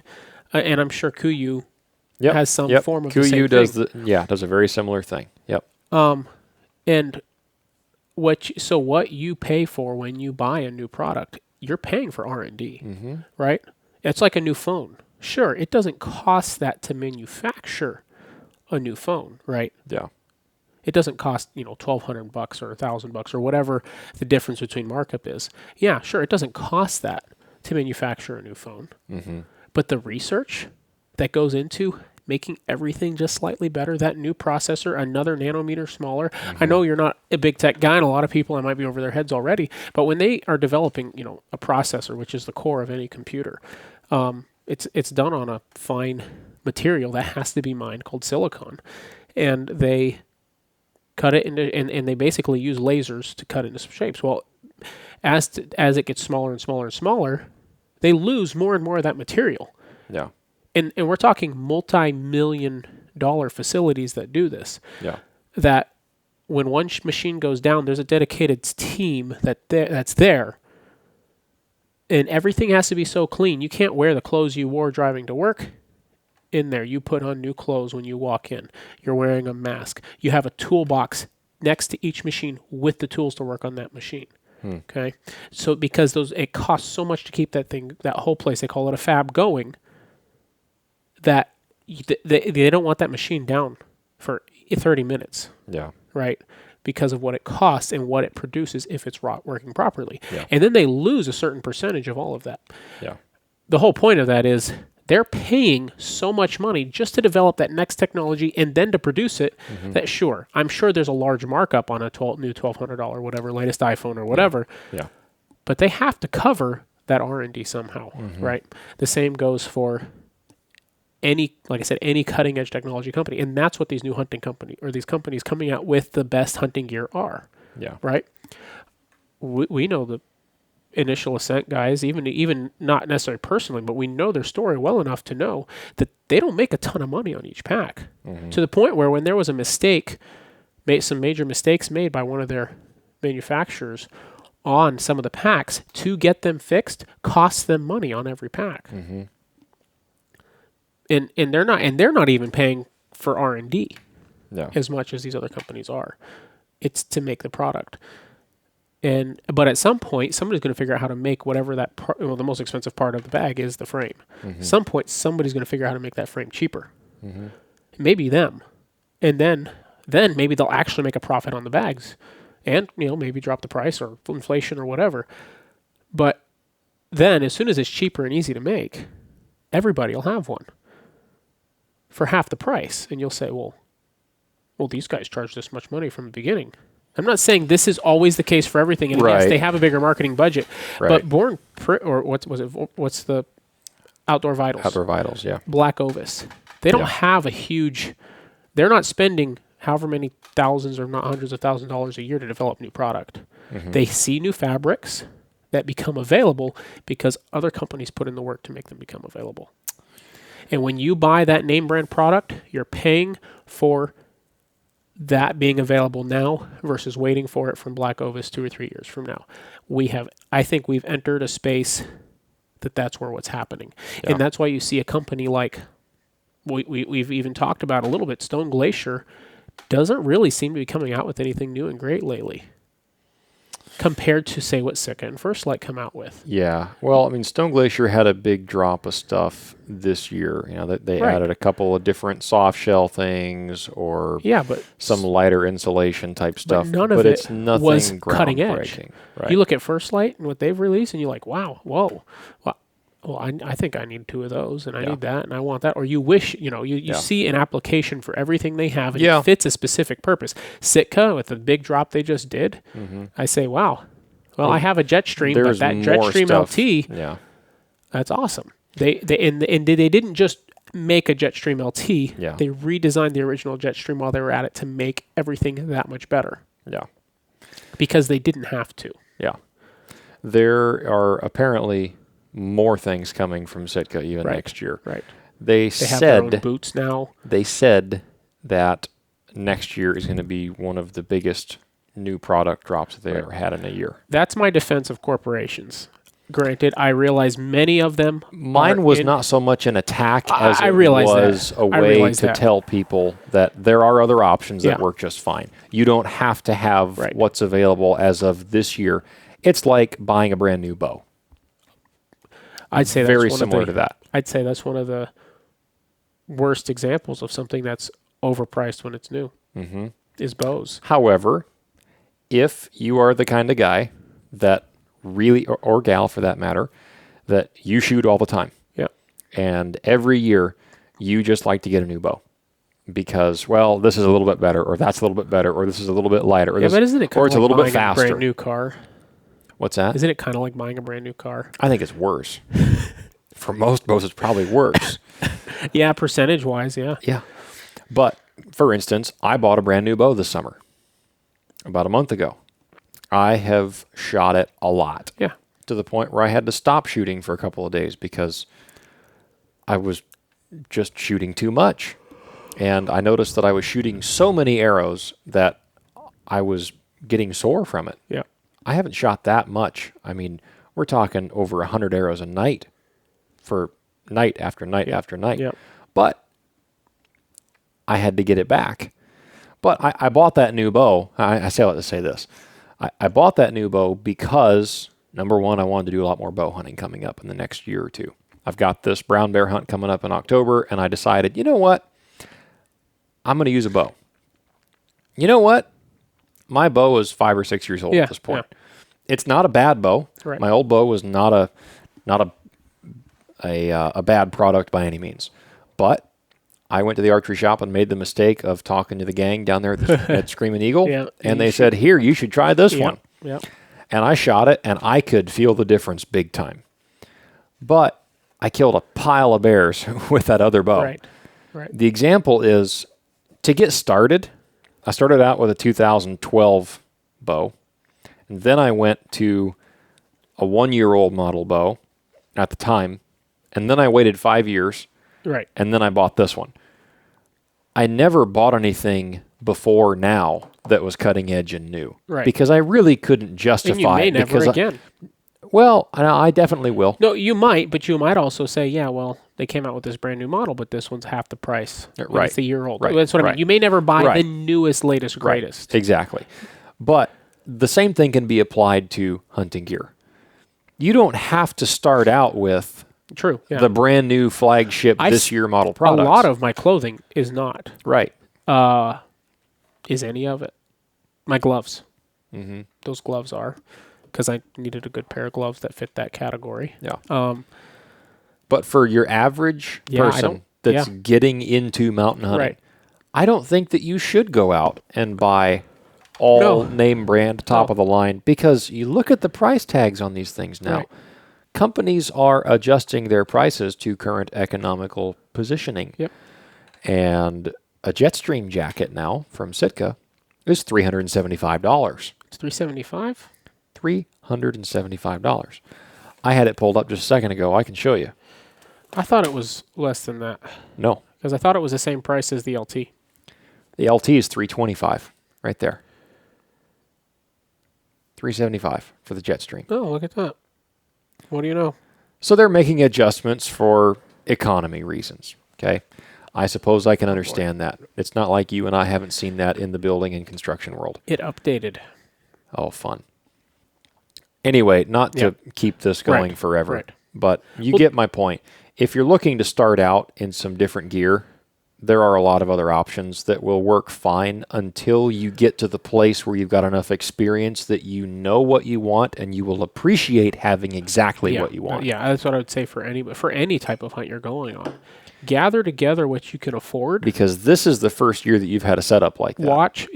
Definitely. Watch pack dumps. Mm-hmm. You haven't watched a lot, but you have a lot of experience. Yeah. And if you start looking at gear, you're going to start watching pack dumps or gear reviews. I've learned the most about equipment and what I bring and don't bring by seeing what other guys do in different camps firsthand. Right. Because I'll ask them questions. Do you bring this? Do you bring that? And sure, I've watched a handful of pack dumps. Pack dumps are the light version of that. Yeah.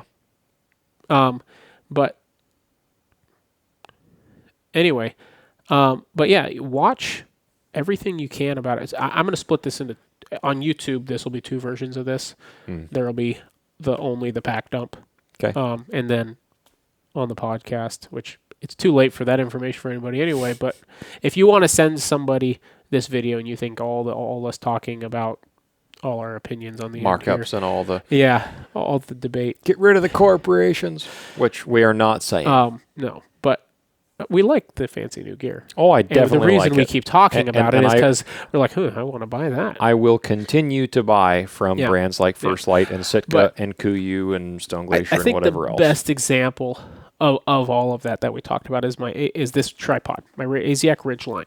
Okay, because there's a lot of brands, there's a lot of tripods out there now. You could say it's a saturated market. There's Tricer, there's Asiac that make lightweight stuff, and there's other companies that offer.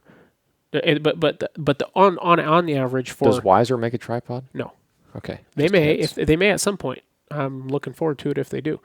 But what's not saturated in the tripod market is the ultra lightweight stuff, because a company will come out with a 4-pound tripod and call it lightweight, right? And a lot of what guys are carrying, We've seen that. a lot of what guys are carrying are these super tall, or are these 50, 60-inch tripods. Yep. And they weigh 3 or 4 pounds, right? You've got your what's the Javelin Spartan? You got your Spartan, which those are awesome looking tripods. And they're $1,200. You got your Really Right Stuff tripods, and those are up there in that weight and price range. They're the same thing. But something like this, while it's a 36-inch tripod. Yeah. It's a 2-leg section. The fewer leg sections, the more stability you're going to have. It's got the integrated ball head into the top. Yeah. And there's not really anything else like it on the market. Right. And Asiac's not a huge company. But it did cost, for its size, it was a substantial price. And they make a version of a tall tripod that I would potentially be interested in the future that costs a lot more. But because it fit my purposes the best. It's got that Arca on top. I can stick my rifle in that. I can even mount my phone in it easily, with the same adapter I'm using for this right now. Or I can put that head on there and have a really nice pan head for a spotter or binos. For what I'm getting for the weight, I'm paying a lot of money for that. But it's how many companies in the next 2 or 3 years are going to come out with something similar? Yeah. And they'll call it their own thing, right? I love what Weiser is doing. They're thinking outside the box. They're making some ultra lightweight stuff. The only reason I have the Tricer pan head instead of the Weiser was money, really. Yeah. The Weiser's an ounce or two more. It's supposed to be smoother, handles weight better, but it was $100 more. Yeah. And now they have another head. They have that tilt ball head or pan ball head or whatever they call it.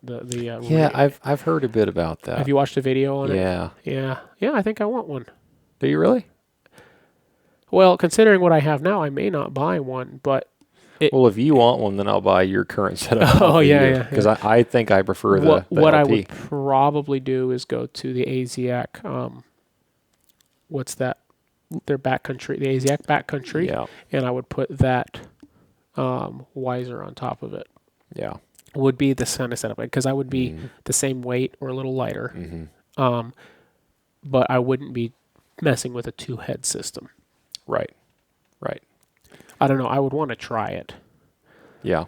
But that's where it all costs money. Maybe I'll just stick with what I got for a while. Obviously, part of what I love about the fact that I'm going to 16-day hunt is I can really justify the cost I put into this stuff. Yeah. To some extent, because I'm going to use it all. And 16 days is enough to really test some gear. Yeah. Find out if I need to if I'll be stretching my tarp over my tent. Yeah. There is a big satisfaction aspect to a long hunt like that, where you really get to use everything in your pack. Yeah. And you go, you know what? This was pretty nice. Yeah. Yeah. And maybe I'll come back and say, I ended up packing my pack differently than I thought I would. I packed it the way I did because it makes the most sense to me now, and having been on a few hunts. But I got that Cub. That's new for me. I love the with Cub. The pack. That's an awesome idea. I love it, yeah. And it gives you just that much more space for, what they call day mode with that pack. Yeah. Where I can drop 20 or 30 pounds of base camp. Yeah. And that tarp's a little smaller than what I had last year. I may not have time before I go to try to set it up to sleep in it, but I will try to. See, companies like that make me excited. Ape. Yeah. Yeah, because they're actually. I'm really excited the difference to see what they between come them out and with. somebody like Black Ovis Because Black Ovis has a backcountry tripod. Oh, do they? Yeah, they do. It's a little heavier for sure, Okay. but it's the same kind of thing. It's a little heavier, but it provides everything you probably need Yeah. for a much, much lower price point. And they've got rain gear and they've got puffies, and a lot of their clothing looks it's really decent for what it is. Ape and even Wiser. Yeah. They're small companies.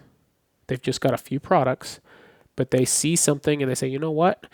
This would be a little bit better. Yeah. Let's try this. Here's a material nobody's making a tarp out of. I have heard excellent things about the Ape Equipment gaiters. Yeah. Excellent things.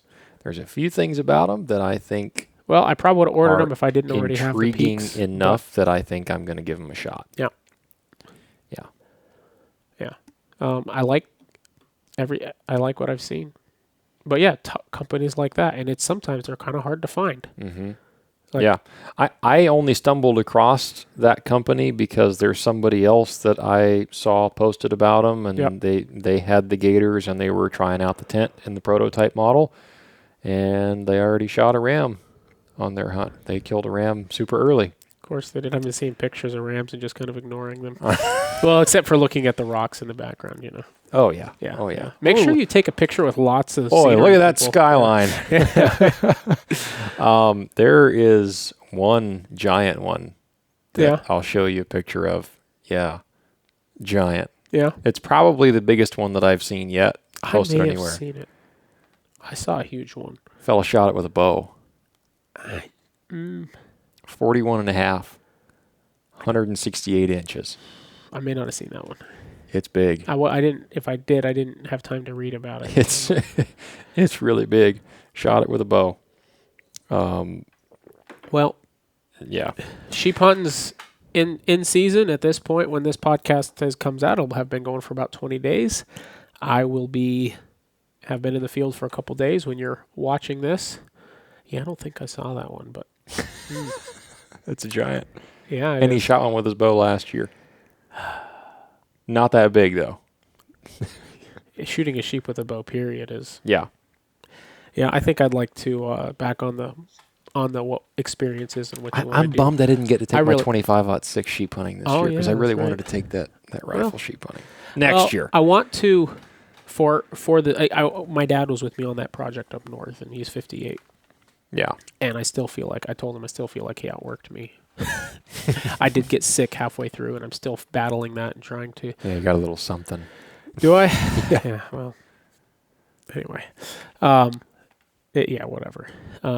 Anyway, but I talked to him about doing it with me this year, and he doesn't have time. Going at this sheep hunting. point, going sheep hunting, right? And he doesn't have time at this point. But he meant, I'll just slow you down, all this stuff, and he didn't really seem interested, and so I didn't push. But now that we did that job up north, and everything went really well with that.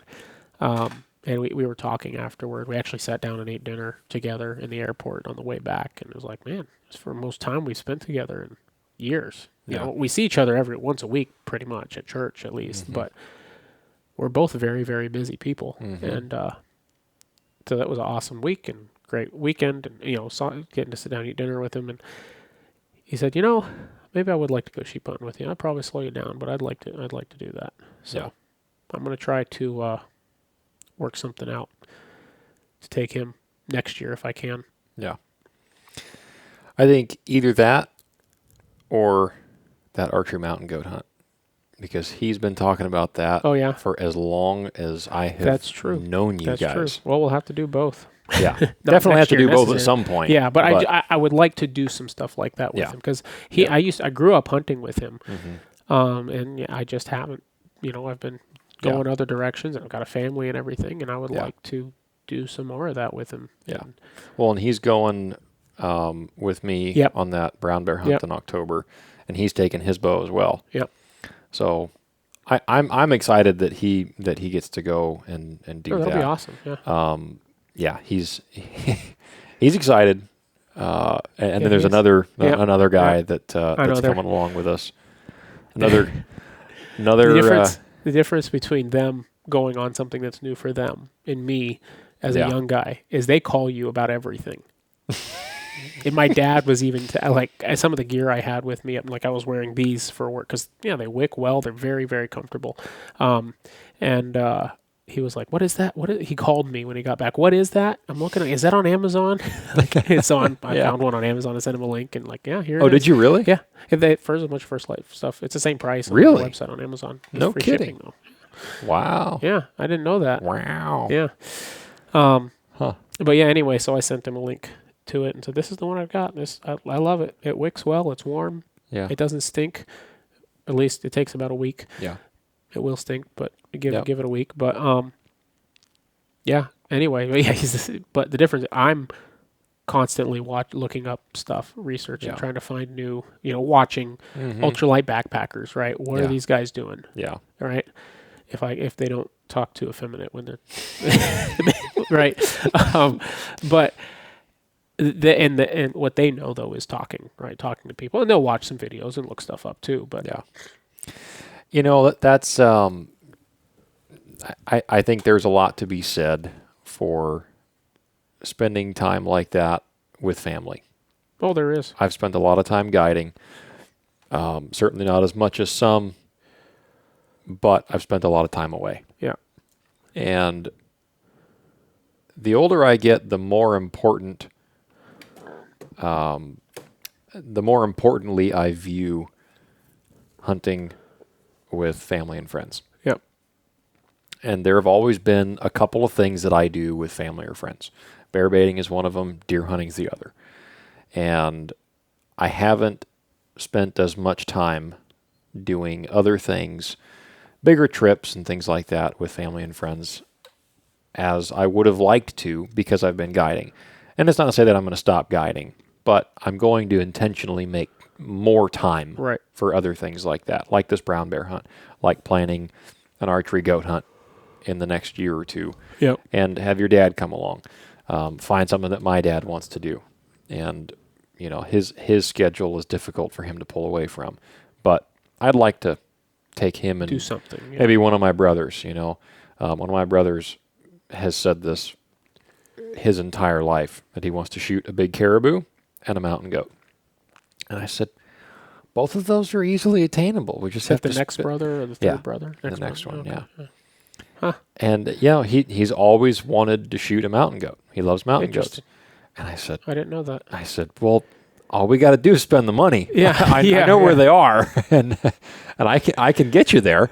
But doing something like that would be a lot of fun. Even if it was all five of us, and you and your dad split off and went one way, and mountain goats, that's not that hard to do. And my guys went the other way. Yeah. It wouldn't be hard at all. And especially if we did that combo deer and goat hunt and say, you know what, you guys go get that goat. I'm going to go down here and shoot these deer. Yeah.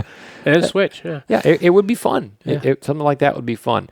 And something like that, we're going to look back on in 20 years and go, pretty glad we did that. Yeah. That's going to last. Not to say that guiding isn't a good thing. Right. Well, and you gain a lot of experience to make what you do with your dad now that much better. Yeah. I've spent a lot of time and learned a lot from a lot of other people. I've gleaned just from everything you've done. You're usually the first person I run something by after I've interneted it. But that now gives me the ability to help family and friends in those situations and take them on things and go places and do things with them and have those memories. Because I don't want to blink and then brothers are gone and moved away, and life happens, and I'm 40 and my dad doesn't want to go goat hunting anymore. And, your dad at that point would be out of the goat hunting age, another 13, 14 years from now. Yeah. Yeah. I don't know. He may. Time goes quick. We'll see. He's a tough guy, but. Yeah. But whether we like it or not, life has a 100% fatality rate. Yeah. We all got to go sometime. And it's nice to be able to do things with family and friends while you still can. So, well, something else that we talked about just in conclusion of this episode is we should have an outro tagline. Okay, have you figured one out? I do have one. Okay. And this is not a politically correct tagline, and that's why I think it applies so well to us. Okay. So I don't know if this person wants the public to know who they are, but someone at one point told me the idea. They came up with a little saying: tread lightly, but don't tread well. So for those of you that don't know, If you know, you know. But Treadwell is an individual who lives in infamy in Alaska hunter lore. He was a tree hugger, a bunny hugger, a green planet man. And there's a documentary film out about him that came out a very long time ago. And he got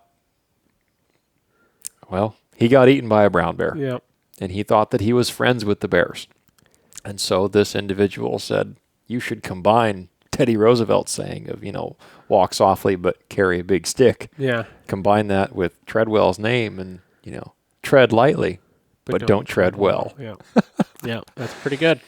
So we hope you enjoyed this pack dump / ramblings and out loud thinking about gear and equipment.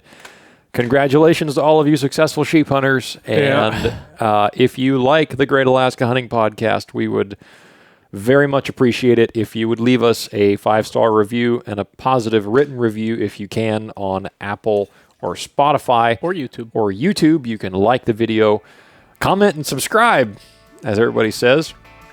And that helps us get the show in front of more people. We are a totally self-supported show.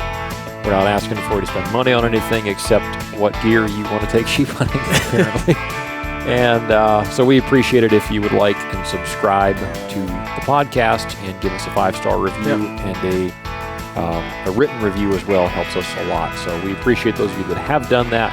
Thank you all for listening. And until next time, tread lightly, but don't tread well.